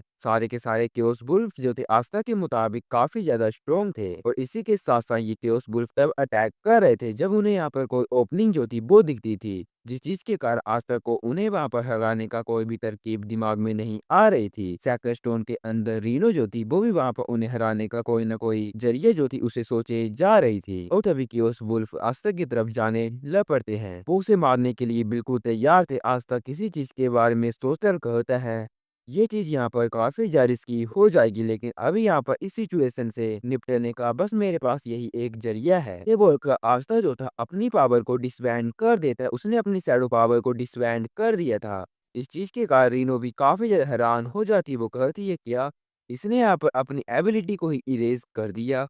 ये क्या यहाँ पर करना चाहता है? और इस चीज को देखकर कि आस्था ने अपनी एबिलिटी को इरेज कर दिए, सारे के सारे केओस वुल्फ जो थे रेकलेसली आस्था के ऊपर अटैक कर देते हैं। रीनो इन सारी की सारी चीजों को देख रही थी। आस्था एकदम से अपनी शैडो वेपन स्किल का यूज करता है और वो वहां पर अपनी स्वॉर्ड के साथ एक वुल्फ के ऊपर अटैक कर देता है। उसने वहां पर एक साथ 3-4 वुल्फ के ऊपर अटैक किया था और उन वुल्फ को काफी ज्यादा आसानी के साथ इस बार जान से मार दी। तो उसे इस चीज को करने में काफी ज्यादा मेहनत लगी थी। आस्था कहता है वाओ मैंने यहाँ पर अपनी एबिलिटी को एक अच्छे टाइम में यूज कर काफी अच्छा काम किया। रीनो भी बाहर आ जाती है और कहती है तुमने यहाँ पर एक ओपनिंग को क्रिएट किया और उसके बाद एक इन सारे के सारे के उस बुल्फ को वाइप आउट कर दिया, ये तो काफी ज्यादा इम्प्रेसिव था। आस्था बोल रहा था मैं यहाँ पर ज्यादा श्योर नहीं था, मैंने सोचा नहीं था कि जो ट्रिक है वो यहाँ पर काम कर जाएगी। लेकिन तभी रीनो कहती है लेकिन ये सारी की सारी चीजें इस जगह में क्यों हो रही है? ये तो क्लियर है कि ये जो लेबल है यहाँ पर किसी तरह का बॉटम लेबल नहीं है। आस्था कहता है मुझे भी इस चीज के बारे में पता नहीं है, लेकिन ये चीज देखकर मुझे ऐसा लगता है कि ये एक डी रैंक की डंजन है और अभी के लिए अपनी सारी की सारी स्किल के साथ एक डी रैंक की डंजन को कंप्लीट करना काफी ज्यादा टफ होगा। लेकिन क्योंकि अब मैंने यहाँ पर गेट में एंटर कर लिया है तो मुझे इस चीज को करना ही पड़ेगा। रीनो भी कर दिया। हाँ, अब इस जगह से भागने का एकलौता जरिया जो है तुम्हें यहाँ पर बॉस मोस्टर को डिफीट करना पड़ेगा। आस्था के पास कोई भी चॉइसेस नहीं बची थी। आस्था वहाँ पर एक चीज को नोटिस करता कि वहाँ पर और भी ज्यादा कियोस बुल्फ जो थे अपेयर हो जाते हैं और इस बात पहले के मुताबिक काफी ज्यादा कियोस बुल्फ थे। लेकिन तभी रीनो जो थी आस्था के सैक्रेड स्टोन के अंदर जाते हुए कर दिए, तुम्हें यहाँ पर चिंता करने की कोई जरूरत नहीं है। इस बार मेरे पास एक काफी अच्छा प्लान है। प्लान के बारे में सुनकर आस्था काफी हैरान हो जाता है। रीनो जो थी आस्था को अपने हाथ को आगे करने के लिए कहती है, तुम्हें यहाँ पर बस शैडो चेन जो है उन्हें यहाँ पर इमेजिन करना पड़ेगा जहाँ पर तुम अपने टारगेट में एम करोगे। जैसे जैसा रीनू ने बताया था आस्था वैसे ही करने लग पड़ता है। उसने वहाँ पर जैसे वहाँ पर वो फोकस करता है शैडो चेन जो थी वो वहाँ पर उस बुल्फ को बाइंड कर लेती है जहाँ पर आस्था ने एम किया था। और इस चीज को देखने के बाद आस्था हैरान था। रीनो उसे बताती है इस स्किल का नाम शैडो बाइंड है। इस चीज का यूज करते हुए तुम यहाँ पर एनिमी को बाइंड कर सकते हो। आस्था काफी खुश हो जाते हो, कहते क्या ये तो यहाँ पर एक न्यू एबिलिटी है। शैडो बाइंड का यूज करते हुए आस्था जो था लगातार काफी ज्यादा बुल्फ को बाइंड करते जा रहा था। बुल्फ को बाइंड करने के बाद वो उनको अपनी साइड खींच रहा था और उन्हें अपनी शैडो वेपन के साथ जान से मारे जा रहा था। इस चीज के कारण आस्था काफी ज्यादा शैडो बुल्फ को मार देता है, लेकिन तभी ऊपर से एक और शैडो बुल्फ उसके ऊपर अटैक कर देता है। आस्था काफी ज्यादा तेजी के साथ शैडो बाइंड का यूज करता है। उसने उस बुल्फ को भी बाइंड कर लिया था, लेकिन बाइंड करना ही वहाँ पर इनफ नहीं होगा। वो वहाँ पर उस बुल्फ को अपनी तरफ खींचने लग पड़ता है और उसे वहाँ पर गोल गोल घुमाने लग पड़ता है, जिस चीज के कारण वो वहाँ पर बाकी शैडो बुल्फ को भी इंजर्ड कर देता है और उस शैडो बुल्फ को भी दूर फेंक देता है। उसने वहाँ पर अपनी इस एबिलिटी का काफी अच्छे तरीके के साथ यूज किया था और तभी वो अपनी पुरानी टैक्टिक का यूज करते हुए शैडो बुल्फ को मारना स्टार्ट कर देता है। वो रीनो को बोल रहा था ये एबिलिटी तो यहाँ पर काफी ज्यादा इनक्रेडिबल है। रीनो भी कहती है हाँ ये बात तो सच है, लेकिन तुम भी यहाँ पर इसे काफी अच्छे तरीके के साथ यूज कर रहे हो। लेकिन एक बात तुम याद रखना, इस एबिलिटी को यूज करने के दौरान ये एबिलिटी तुम्हारे काफी है मैजिक को यूज करती है, तो तुम यहाँ पर केयरफुल रहना।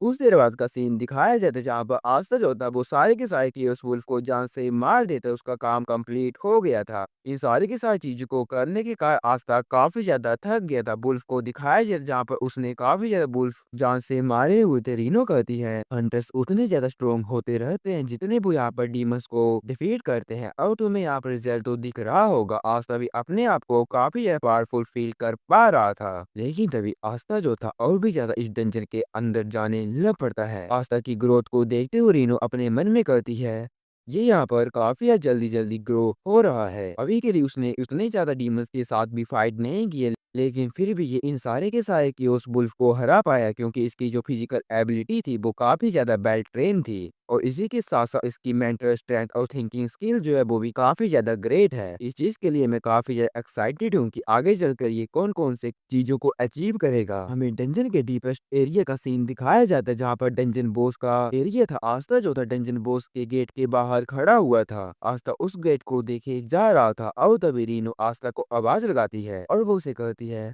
आस्था क्या हुआ, तुम मुझे यहाँ पर कुछ अलग अलग से लग रहे हो। आस्था कहता है ये एक हंटर की ड्यूटी होती है कि वो यहाँ पर डंजन्स को क्लियर करे और एक हंटर एक डंजन बॉस के डोर को ओपन कर सकता है। और अगर मैं यहाँ पर सच बोलूँ तो मुझे यहाँ पर इस बारे में सोचकर ही काफी डर लग रहा है कि मैं यहाँ पर डी रैंक बॉस से फाइट करूंगा, लेकिन एट द सेम टाइम मैं यहाँ पर काफी एक्साइटेड हूँ।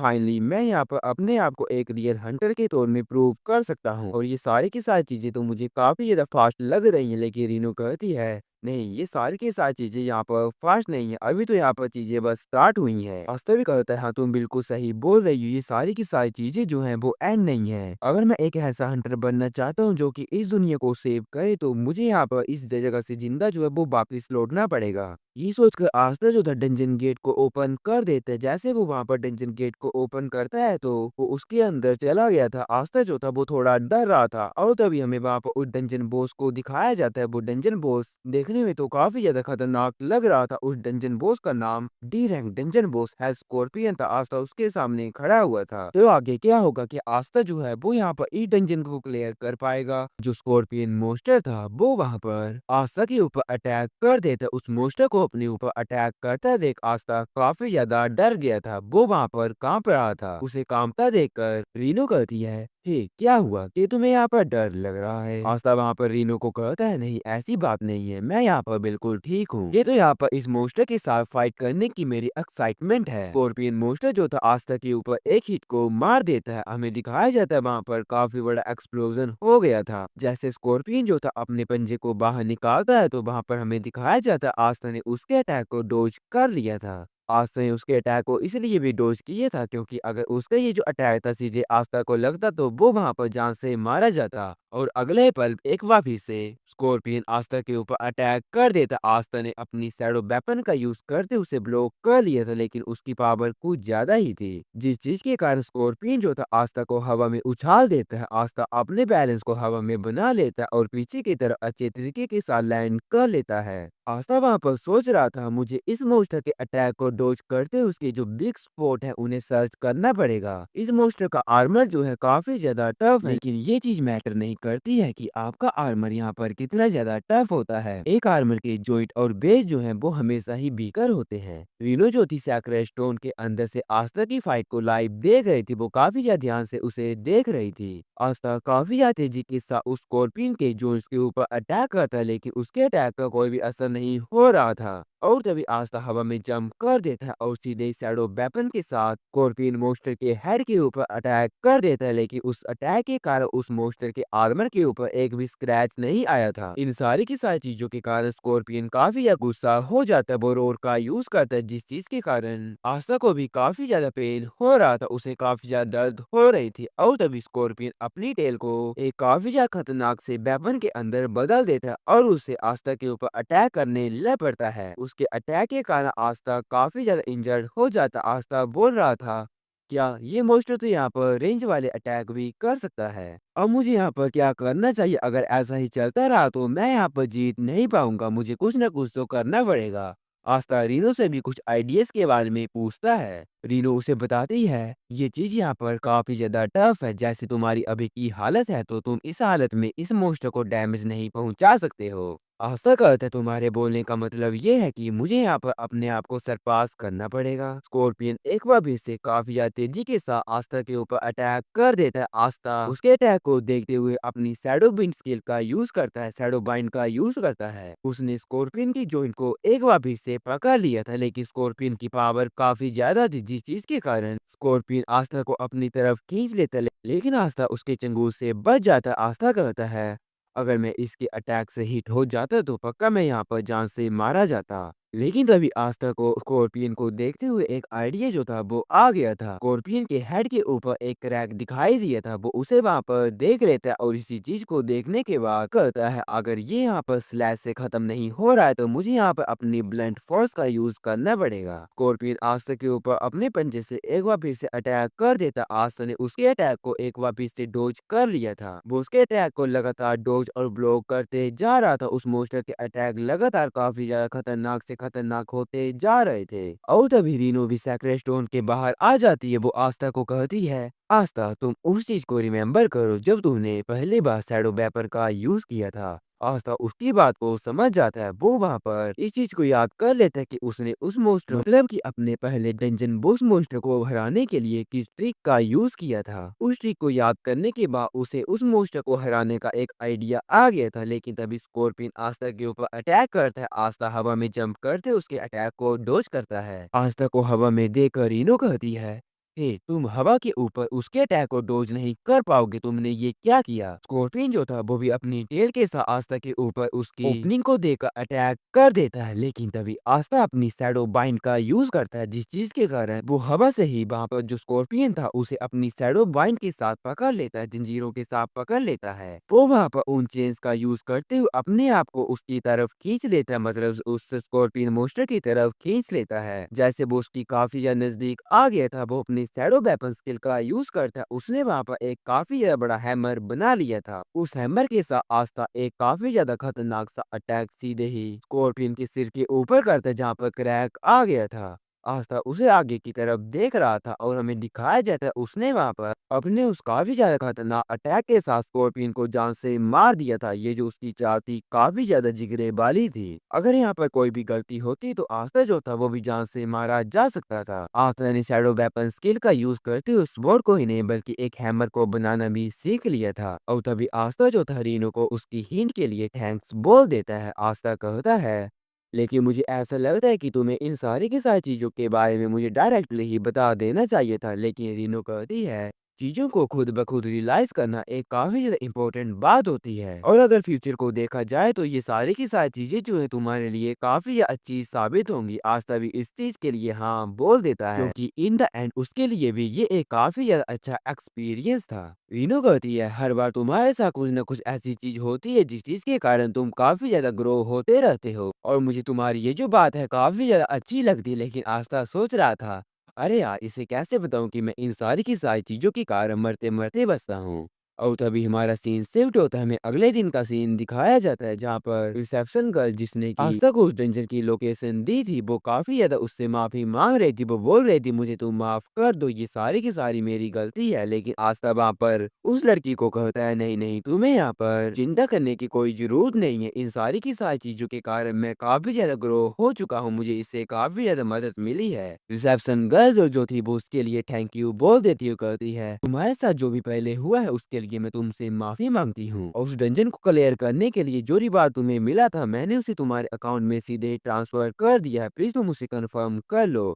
आस्था अपने अकाउंट में उस अमाउंट को ट्रांसफर करने के लिए कंफर्म कर लेता है। लेकिन वहाँ पर अपनी सैलरी को देखकर आस्था काफी ज्यादा हैरान हो गया था। वो बोल रहा था क्या इतने ज्यादा पैसे। रिसेप्शन गर्ल कहती है हाँ क्योंकि तुमने यहाँ पर अकेले ही एक डी रैंक डंजन को क्लियर कर दिया है और मुझे उम्मीद है कि हम दोनों के दोनों एक बार फिर से आपके साथ काम करने के लिए काफी ज्यादा खुश होंगे। मिस्टर हंटर आपके साथ काम कर मुझे काफी ज्यादा अच्छा लगा। उसके मुंह से हंटर नाम सुनकर आस्था काफी ज्यादा हैरान हो गया था। वो काफी ज्यादा खुश हो जाता और कहता है हाँ मैं भी आपके साथ काम करने के लिए काफी ज्यादा लुकिंग फॉरवर्ड हूँ। वो उस जगह से बाहर जाने लग पड़ता है और आस्था जो था अपने सैक रेस्टोरेंट के अंदर रीनो को कहता है रीनो जैसा कि हमने पहले डिस्कस किया था क्या हमें घर जाते समय कुछ फ्लावर जो है वो ले लेने चाहिए। रीनो जो थी इसके लिए हाँ कर देती है। आस्था वहां पर जाते हुए कहता है अब मेरे पास काफी अच्छे पैसे हैं जिस चीज के कारण मैं यहाँ पर एक बुकेट को काफी अच्छे तरीके के साथ इजी तरीके के साथ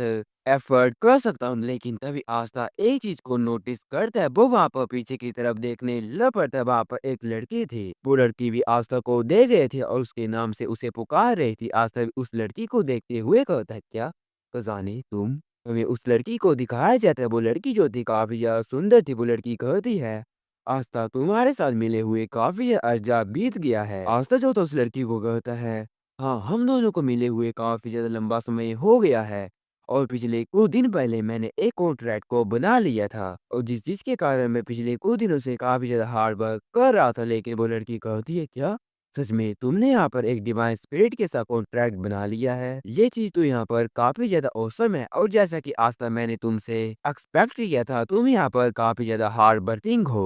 आस्था इस चीज के लिए उसे थैंक यू बोल देता है। लेकिन अभी वहां पर जो और बंदे थे वो वहां पर उस लड़की को आस्था के साथ बात करते हुए कहते हैं क्या ये तो यहाँ पर यू का खजाने हैं। ये तो वही लड़की है जो कि कुछ समय में ही बी रैंक हंटर बन गई। इसी के साथ ये लड़की काफी ज्यादा क्यूट भी है। लेकिन ये लड़की जो है एक न्यू हंटर के साथ बात क्यों कर रही है। इसका यहाँ पर इस लड़की के साथ क्या कनेक्शन है। इन्हों जो दिबुसाई इस लड़की को देखकर कुछ जेलस थी जिस चीज के कारण वो आस्था को कहती है ये लड़की कौन है। आस्था जो था वो उस लड़की के बारे में बताते हुए कहता है खजाने जो है वो यहाँ पर मेरी चाइल्डहुड फ्रेंड है। इसी के साथ एक हंटर भी। ये काफी ज्यादा फेमस यंग टैलेंट है जिसके पास काफी ज्यादा लॉट ऑफ पोटेंशियल है। और यहाँ पर जितना मैं इस लड़की को जानता हूँ मतलब इस खजाने को जानता हूँ तो खजाने जो है वो यहाँ पर डीमंस को किसी भी हंटर से काफी ज्यादा हेट करती। उसे डीमंस जरा भी पसंद नहीं है। और तभी आस्था एक दूसरे के बारे में बताते हुए कहता है खजाने और मैं चाइल्डहुड फ्रेंड थे जो कि हमेशा एक दूसरे के साथ खेला करते थे।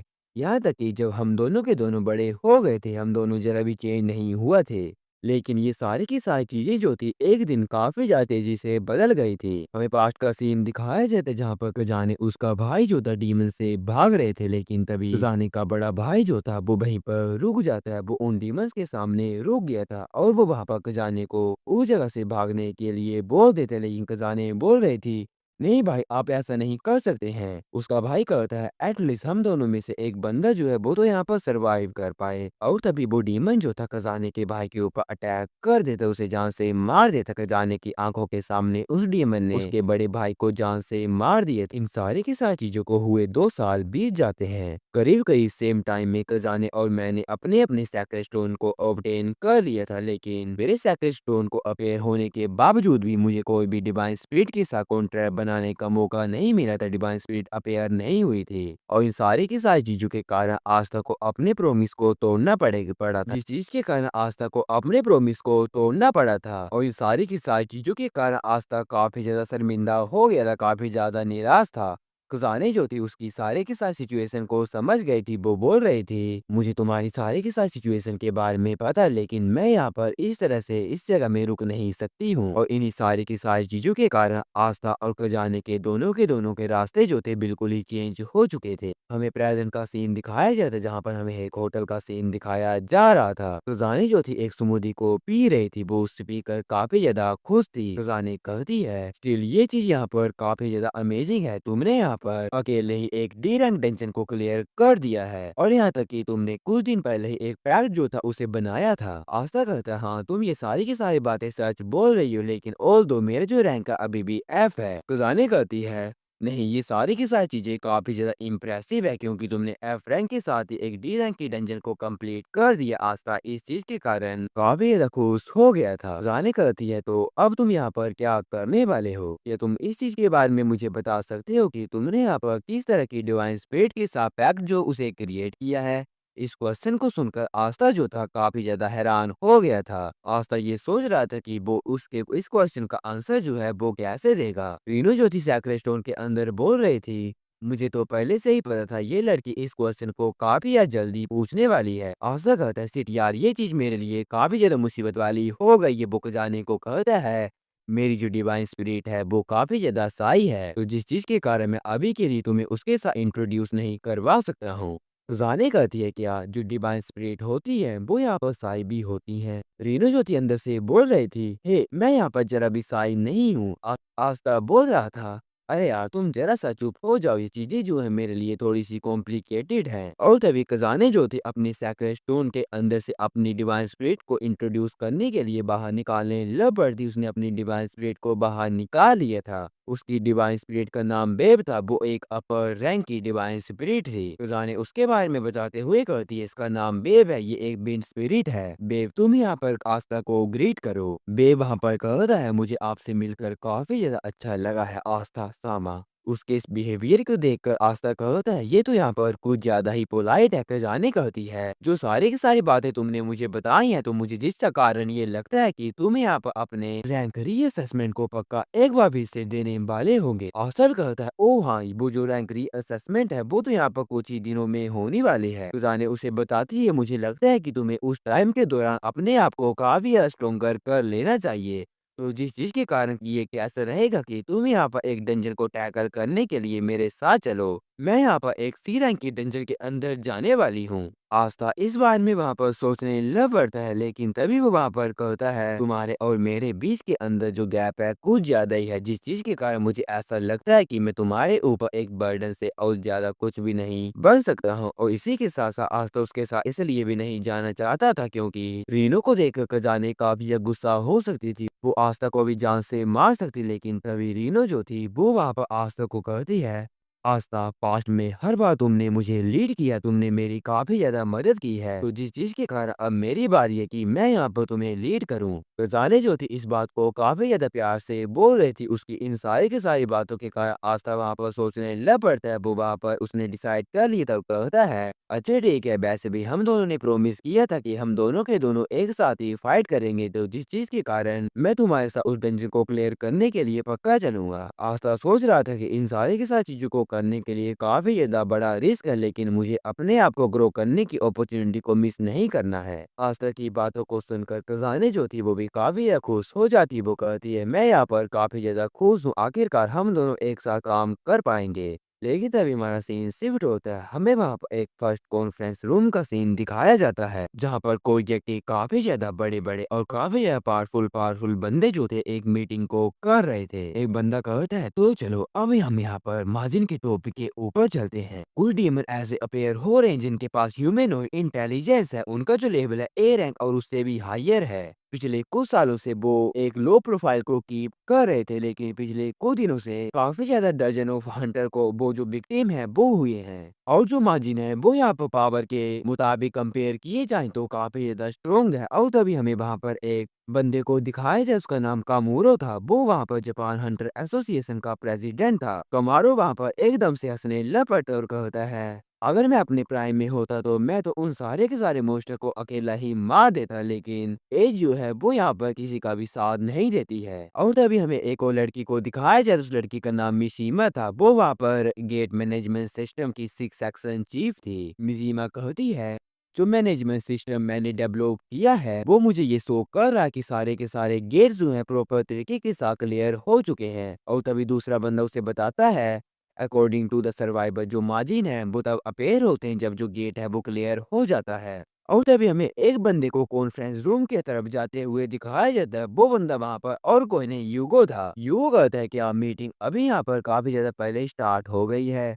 यूगो को देखकर मिसीमा काफी ज्यादा गुस्सा हो जाती है। वो कहती है, क्या तुम्हारे अंदर इतने ज्यादा गट्स हैं कि तुम मीटिंग के अंदर इतना ज्यादा लेट आ रहे हो? लेकिन यूगो कहता है, हे तुम यहाँ पर इतना ज्यादा गुस्सा मत करो, ये तुम्हारी यहाँ पर फेस को काफी ज्यादा र्यून कर देगा, तुम्हारी सुंदरता को कम कर देगा। यूगो जो था वो स्क्रीन के ऊपर देखने लग पड़ता है और उसे देखते हुए वो कहता है, अच्छा ठीक है, एक्चुअली मेरे पास यहाँ पर कुछ आइडिया है इन सारी की सारी चीजों के अकॉर्डिंग। मिसीमा कहती है, मुझे लगता है कि तुम तो यहाँ पर बस चीजों को और भी ज्यादा उलट पुलट कर दोगे। यूगो कहता है, तुम इन सारे के सारी चीजों को मेरे ऊपर छोड़ सकती हो, पिछले कुछ दिनों से मेरे पास काफी ज्यादा फ्री टाइम है। तो अमूरो जो था वो भी यूगो को कहता है, अगर तुम यहाँ पर इस टास्क को करना चाहते हो तो मुझे लगता है कि ये कोई भी प्रॉब्लम की बात नहीं है, मुझे तुम्हारे ऊपर काफी ज्यादा बड़ा विश्वास है। यूको भी इस चीज के लिए हाँ कर देते हुए कहता है, अच्छा ठीक है, अब मैं यहाँ से चलता हूँ। वो कॉन्फ्रेंस रूम के बाहर आ गया था और तभी वो वहाँ पर आस्था के बारे में सोचने लग पड़ता है। वो वहाँ पर बोल रहा था, तो अब मैं देखता हूँ कि अब मेरी जो प्रेडिक्शन है वो यहाँ पर करेक्ट है या फिर फॉल्स।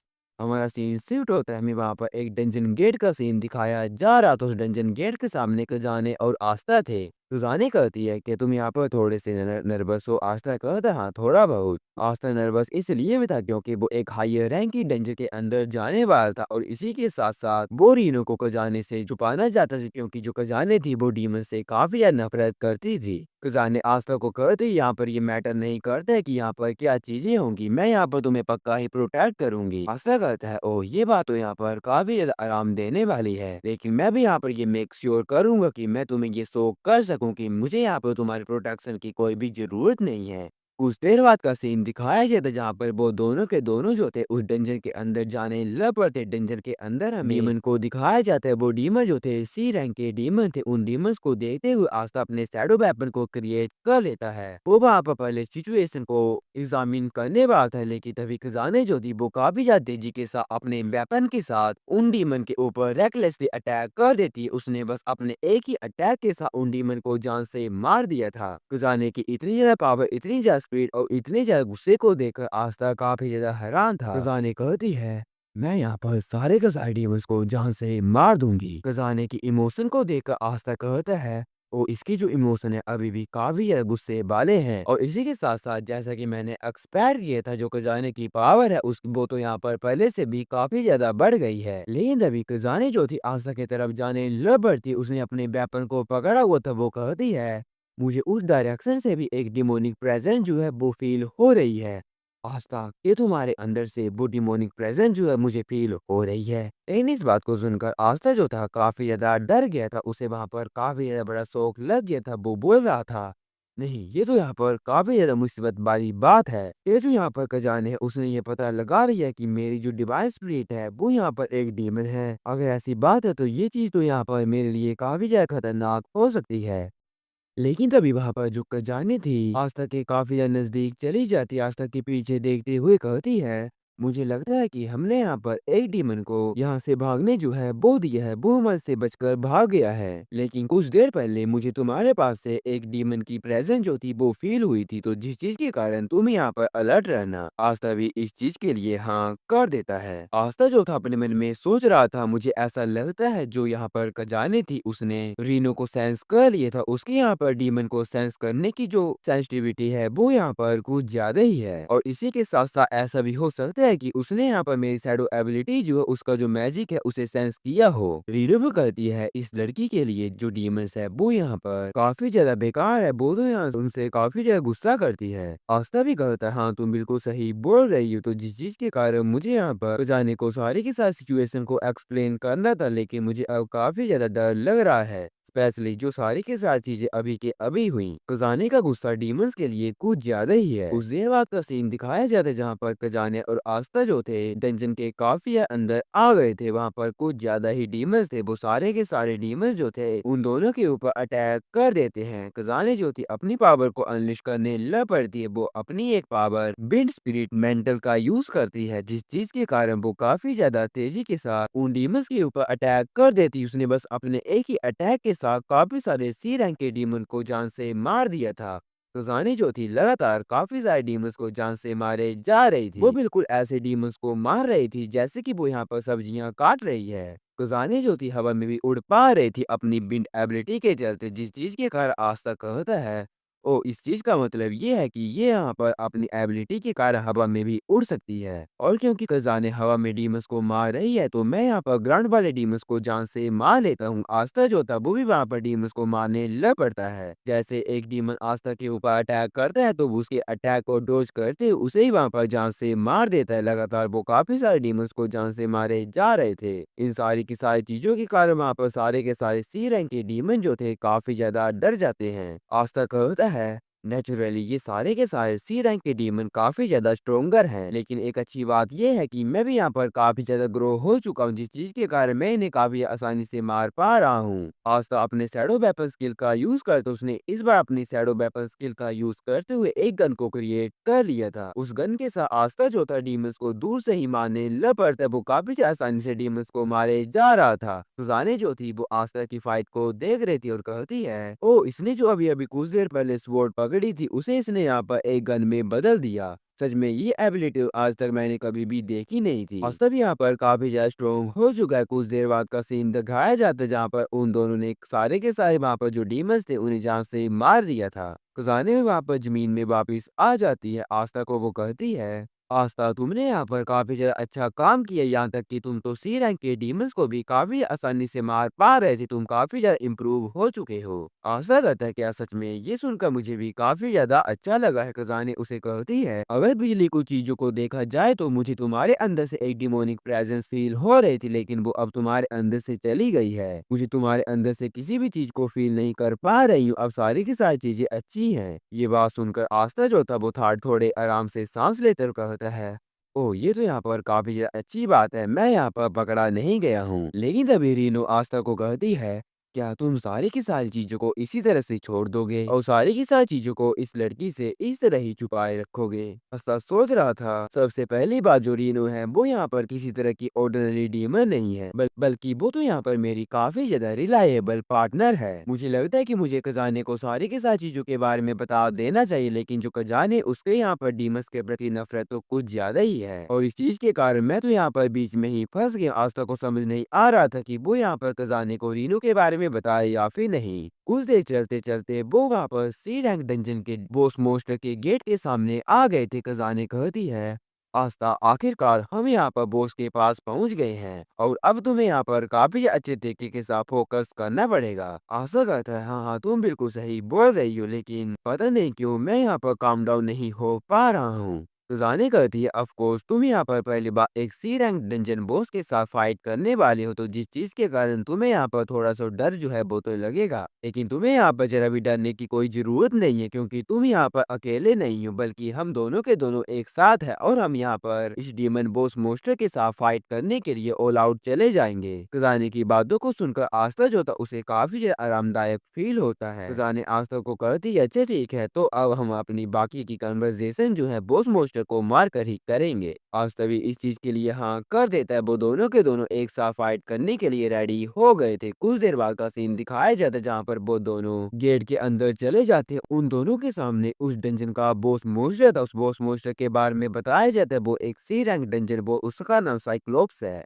साइक्लोप्स के सामने खड़े होकर ही यहाँ पर जो आस्था था उसे उसका जो पैसा था वो फील हो पा रहा, उसे पता लग रहा था कि यहाँ पर ये जो बॉस मोस्टर है एरा गैरा नहीं है। और तभी खजाने जो थी अपनी पावर को अनलिश करते हुए कहती है, ये मैटर नहीं करता है कि मेरे सामने किस तरह का डीमन आएगा, मैं तुम सारे के सारे डीमंस को जान से मार दूंगी। ये चीज बोलकर खजाने जो थी उस डीमन के ऊपर अटैक करने के लिए आगे चली जाती है। वो डीमन जो था उसके ऊपर अटैक करने वाला था, लेकिन आस्था जो था अपनी शैडो बाय स्किल का यूज करते उसे वहां पर उसके वेपन जो था उसे पकड़ लेता, जिस चीज के कारण वो उस लड़की की खजाने के ऊपर अटैक नहीं कर पाता है। इस चीज का फायदा उठाते हुए खजाने अपने वेपन के साथ उस बॉस मोस्टर के सीधे ही पेट में अटैक कर देती है, लेकिन इस चीज के कारण उस बॉस को काफी गुस्सा आ गया था। साइक्लोप्स अपने वेपन के साथ आस्था की शैडो चेन को तोड़ देता है और खजाने के ऊपर अटैक करता है, लेकिन खजाने ने उसके अटैक को डोज कर लिया था। और तभी खजाने और आस्था जो थे एक दूसरे को आवाज लगाते हैं, मानो कि वो दोनों के दोनों एक दूसरे को इशारा कर रहे थे। वो दोनों के दोनों एक साथ काफी अच्छा कोऑर्डिनेशन दिखाते हुए एक अटैक जो थे बॉस मोस्टर के ऊपर कर देते हैं, जिस चीज के कारण वो बॉस काफी ज्यादा इंजर्ड हो जाता है। आस्था कहता है, बाऊ हम दोनों की टाइमिंग जो थी बिल्कुल परफेक्ट थी। वो दोनों वहीं पर नहीं रुकते हैं, बल्कि वो दोनों के दोनों लगातार कोऑर्डिनेशन में उस डीमन के ऊपर अटैक करते जा रहे थे। वो लगातार उसे काफी ज्यादा इंजर्ड करते जा रहे थे। उनका जो कोऑर्डिनेशन था वो काफी ज्यादा अच्छा था। खजाने में कहती है, जैसे हम अपनी अपनी पोजीशन को चेंज करते जा रहे हैं, जिस चीज के कारण ये मोस्टर डिस्टर्ब होता जा रहा है। आस्था और मैं हम दोनों के दोनों एक जैसा सोच रहे हैं, जिस चीज के कारण हमें इसे हराने में काफी ज्यादा आसानी हो रही है। वो दोनों एक साथ मिलकर उस डीमन को काफी ज्यादा इंजर्ड कर देते हैं। और तभी आस्था जो था उसे इंजर्ड देखकर अपनी शैडो बाइंड स्किल का यूज करता है, जिस चीज के कारण उसने इस बार उसे काफी ज्यादा आसानी से अपनी चेन के अंदर जकड़ लिया था, क्योंकि इस बार वो काफी ज्यादा थक गया था, मतलब इंजर्ड हो गया था। साइक्लोप्स को पकड़ने के बाद आस्था खजाने को उसके ऊपर अटैक करने के लिए बोल देता है। खजाने जो थी वो भी वहां पर अपने काफी ज्यादा खतरनाक अटैक को रेडी करने लग पड़ती है। खजाने जो थी अपनी ये काफी ज्यादा खतरनाक स्किल बिंड एरो का यूज करती है। जैसे उसका अटैक जो था साइक्लोप्स को लगा था, वहां पर एक काफी ज्यादा बड़ा एक्सप्लोजन हो जाता है। उन दोनों ने वहां पर साइक्लोप्स को आखिरकार हरा दिया था, जिस चीज के कारण आस्था भी काफी ज्यादा खुश हो जाता है। खजाने आस्था की तरफ जाने लग पड़ती है। खजाने आस्था को बोलती है, आस्था तुमने यहाँ पर काफी ज्यादा अच्छा काम किया। इस चीज के कारण आस्था भी काफी ज्यादा खुश हो गया है। वो दोनों के दोनों एक दूसरे को कॉम्प्लीमेंट कर देते हैं। आस्था भी खजाने के साथ काम कर काफी ज्यादा खुश था, लेकिन तभी आस्था जो था अपने मन में कहता है, लेकिन मैं इन सारे के सारी चीजों के साथ अभी भी सेटिस्फाई नहीं हूँ, मुझे अभी एक और चीज जो है वो करनी है। खजाने की बिंड स्पिरिट बेब जो थी आस्था को कहती है, वेल डन, तुम दोनों ने यहाँ पर काफी अच्छे तरीके के साथ टीम वर्क किया है। खजाने उसे कहती है, ऑफ कोर्स हम दोनों यहाँ पर बचपन से साथ ही थे, जिस चीज के कारण हमारा जो कोऑर्डिनेशन है काफी ज्यादा अच्छा है। और अब तो मुझे यहाँ पर विश्वास भी हो गया, अगर हम दोनों के दोनों एक साथ काम करेंगे तो हम यहाँ पर कोई भी चीज को कर सकते हैं। लेकिन खजाने के इस बिहेवियर को देखकर आस्था ने डिसाइड कर लिया था। वो वहाँ पर उसे रीनो के बारे में बताने वाला था कि उसने वहाँ पर एक डीमन के साथ कॉन्ट्रैक्ट जो है उसे बनाया है। आस्था अपने सैक्रेड स्टोन वाले हाथ में जिसमें उसने ग्लव पहना था उसे वहाँ पर खोलने लग पड़ता है, लेकिन तभी वहाँ पर उन्हें किसी चीज की प्रेजेंस फील होती है, जिस चीज के कारण वो दोनों के दोनों ही काफी ज्यादा डर जाते हैं। वो दोनों के दोनों पीछे की तरफ देखने लग पड़ते, जहाँ पर हमें एक डंजन ब्रेक पोर्टल को दिखाया जा रहा था। उस पोर्टल के अंदर से एक बंदा जो था वो बाहर निकल रहा था। उस बंदे को देखकर खजाने और आस्था काफी ज्यादा हैरान हो रहे थे। वो बंदा वहाँ पर उस पोर्टल के बाहर आ जाता है, और ये जो बंदा था और कोई नहीं, जो कि हमें पिछले एपिसोड में दिखाया गया था, वो डीमन था। उसके आसपास से काफी ज्यादा खतरनाक सा ऑरा अनलीश हो रहा था। वो बोल रहा था, आखिरकार मैंने यहाँ पर तुम्हें ढूंढ लिया। मुझे यहाँ पर तुम्हें ढूंढने में काफी ज्यादा मेहनत लगी है। इसी के साथ वो डीमन जो था उन दोनों के सामने आ गया था।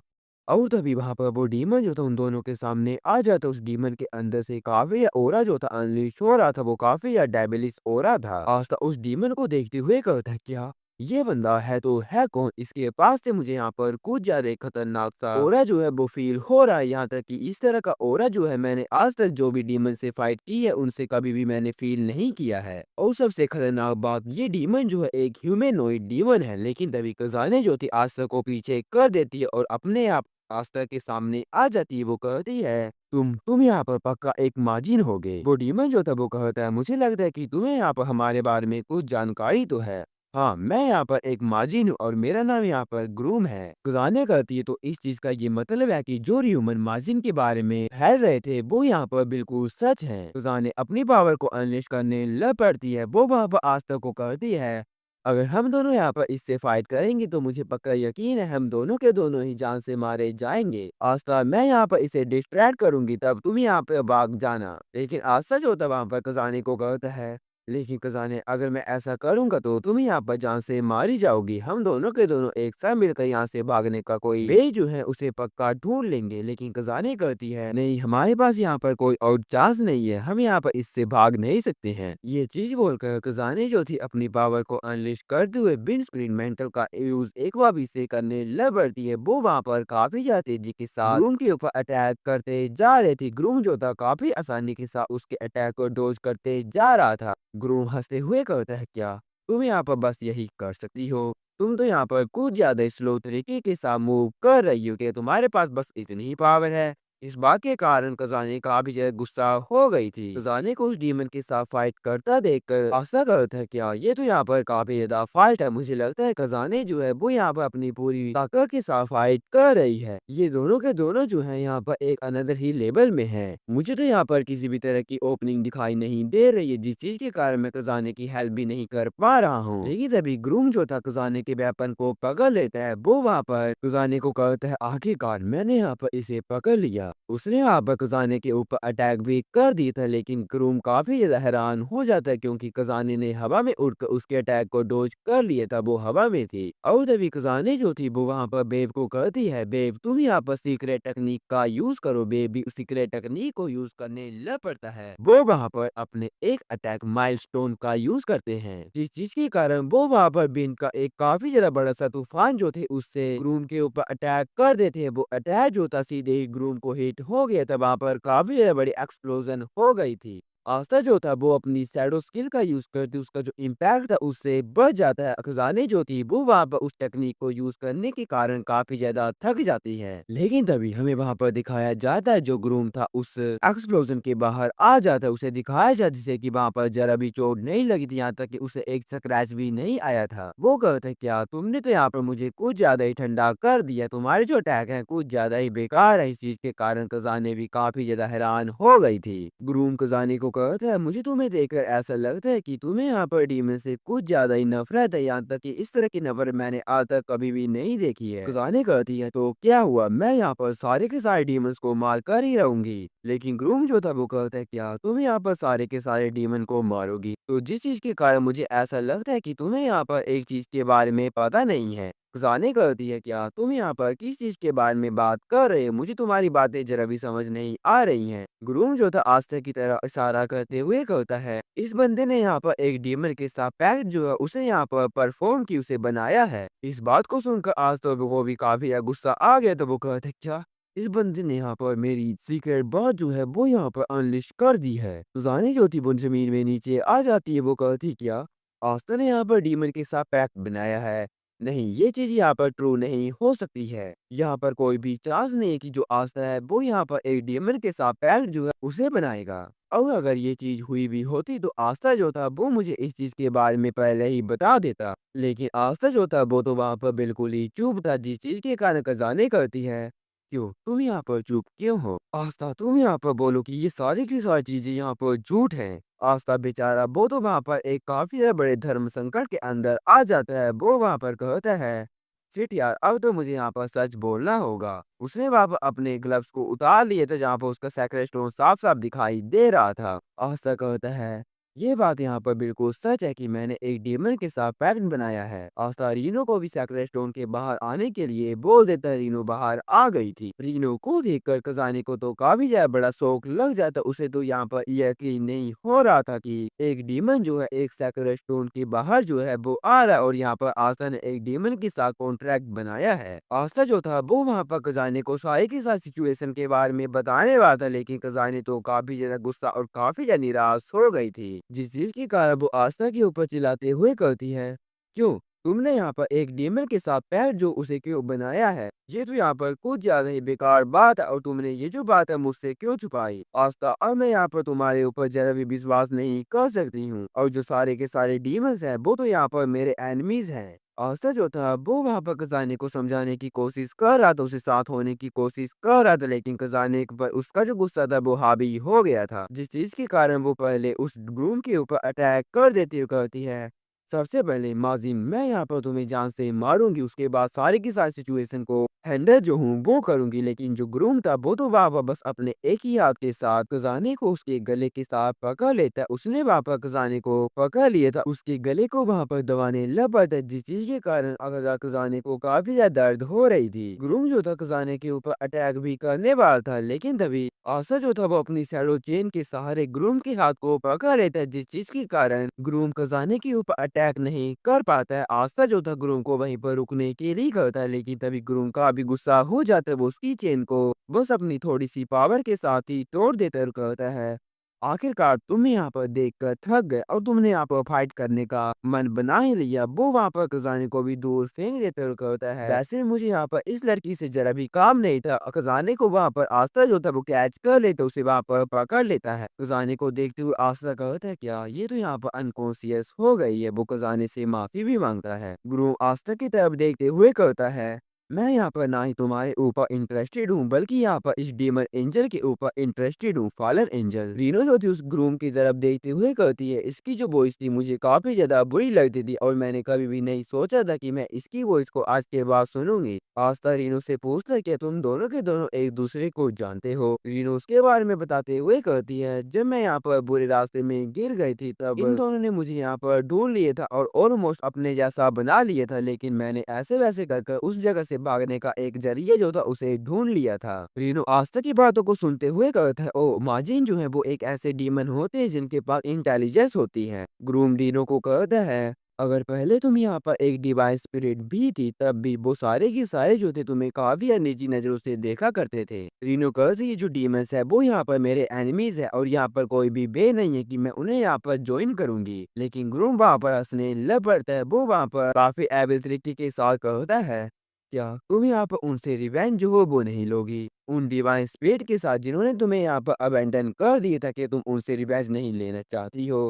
रीनो काव्य गुस्से के साथ कहती है, मुझे इन सारे की सारी चीजों में जरा भी इंटरेस्ट नहीं है, तुम यहाँ पर अपने मुंह को बंद रखो। ग्रूम उसे वहाँ पर मैनिपुलेट करते हुए कहता है, अगर तुम यहाँ पर हमें ज्वाइन कर लोगी तो तुम यहाँ पर अपने मन मुताबिक जितने भी डिवाइस स्पिरिट को जान से मार सकती हो, यहाँ तक कि ह्यूमन डीमंस, तुम किसी भी चीजों को जान से मार सकती हो और एक डीमन को एक डीमन की तरह ही जीना चाहिए। कि तुम्हें यहाँ पर मेरी बातें समझ आ रही हैं? उसकी सारी की सारी बातों को सुनकर रीनो उसे वहाँ पर बिल्कुल चुप होने के लिए बोल देती है। वो वहाँ पर काफी ज्यादा सैड हो जाती है, उसे काफी ज्यादा पुरानी यादें वापिस याद आ गई, जिस चीज के कारण वो वहाँ पर रोने लग पड़ती। वो वहाँ पर अपने आप को अकेला फील कर रहे थे, लेकिन तभी आसर रीनो के आगे आ जाता है। वो कहता है, नहीं, जो रीनो है वो यहाँ पर तुम सारे के सारे बंदों से काफी ज्यादा अलग है। ग्रूम आस्था को कहता है, क्या अलग? तुम्हारा यहाँ पर इस चीज से क्या मतलब है? आस्था ग्रूम को कहता है, अगर तुम यहाँ पर एक डीमन को इस तरह से जज करती हो कि उसने यहाँ पर कितने ज्यादा बंदों को जान से मारा है, किन बंदों को यहाँ पर हर्ट किया है, तो अगर इन सारी की सारी चीजों को देखा जाए तो रीनो ने ये कोई भी काम नहीं किया है। वो यहाँ पर किसी भी तरह से डीमन नहीं है, यहाँ तक कि वो यहाँ पर एक काफी ज्यादा प्योर और काइंड हार्टेड पर्सन है और इन सबसे ऊपर वो यहाँ पर मेरी काफी ज्यादा डिपेंडेबल पार्टनर भी है। आस्था की सारी की सारी बातों को सुनकर रीनो भी काफी ज्यादा हैरान थी, वो काफी ज्यादा खुश भी थी। लेकिन ग्रूम जो था आस्था को कहता है, क्या तुम्हारी ये सारी की सारी बातें बस बेकार हैं? तुम यहाँ पर एक कमजोर कीड़े हो। तुम्हारी ये बेकार सी मेंटालिटी जो है मुझे काफी ज्यादा बेकार लगी है। मुझे यहाँ पर तुम जरा भी अच्छे नहीं लगे हो और मैं यहाँ पर तुम्हें पूरे तरीके के साथ क्रश कर दूंगा और तुम भी मेक श्योर करना कि तुम यहाँ पर मुझे जितना मर्जी एंटरटेन जो हो वो कर सकते उतना एंटरटेन करना, नहीं तो तुम यहाँ पर जान से कुछ एक सेकंड के अंदर ही मारे जाओगे। अगर तुम ऐसा नहीं करते हो तो तुम यहाँ पर उसी पल के अंदर जान से मारे जाओगे। आस्था और रीनो जो थे वो भी वहाँ पर फाइट करने के लिए बिल्कुल रेडी हो गए थे। उन दोनों ने वहाँ पर अपनी अपनी पावर को अनलिस्ट करने स्टार्ट कर दी। आस्था ने अपने शैडो वेपन को क्रिएट कर लिया था।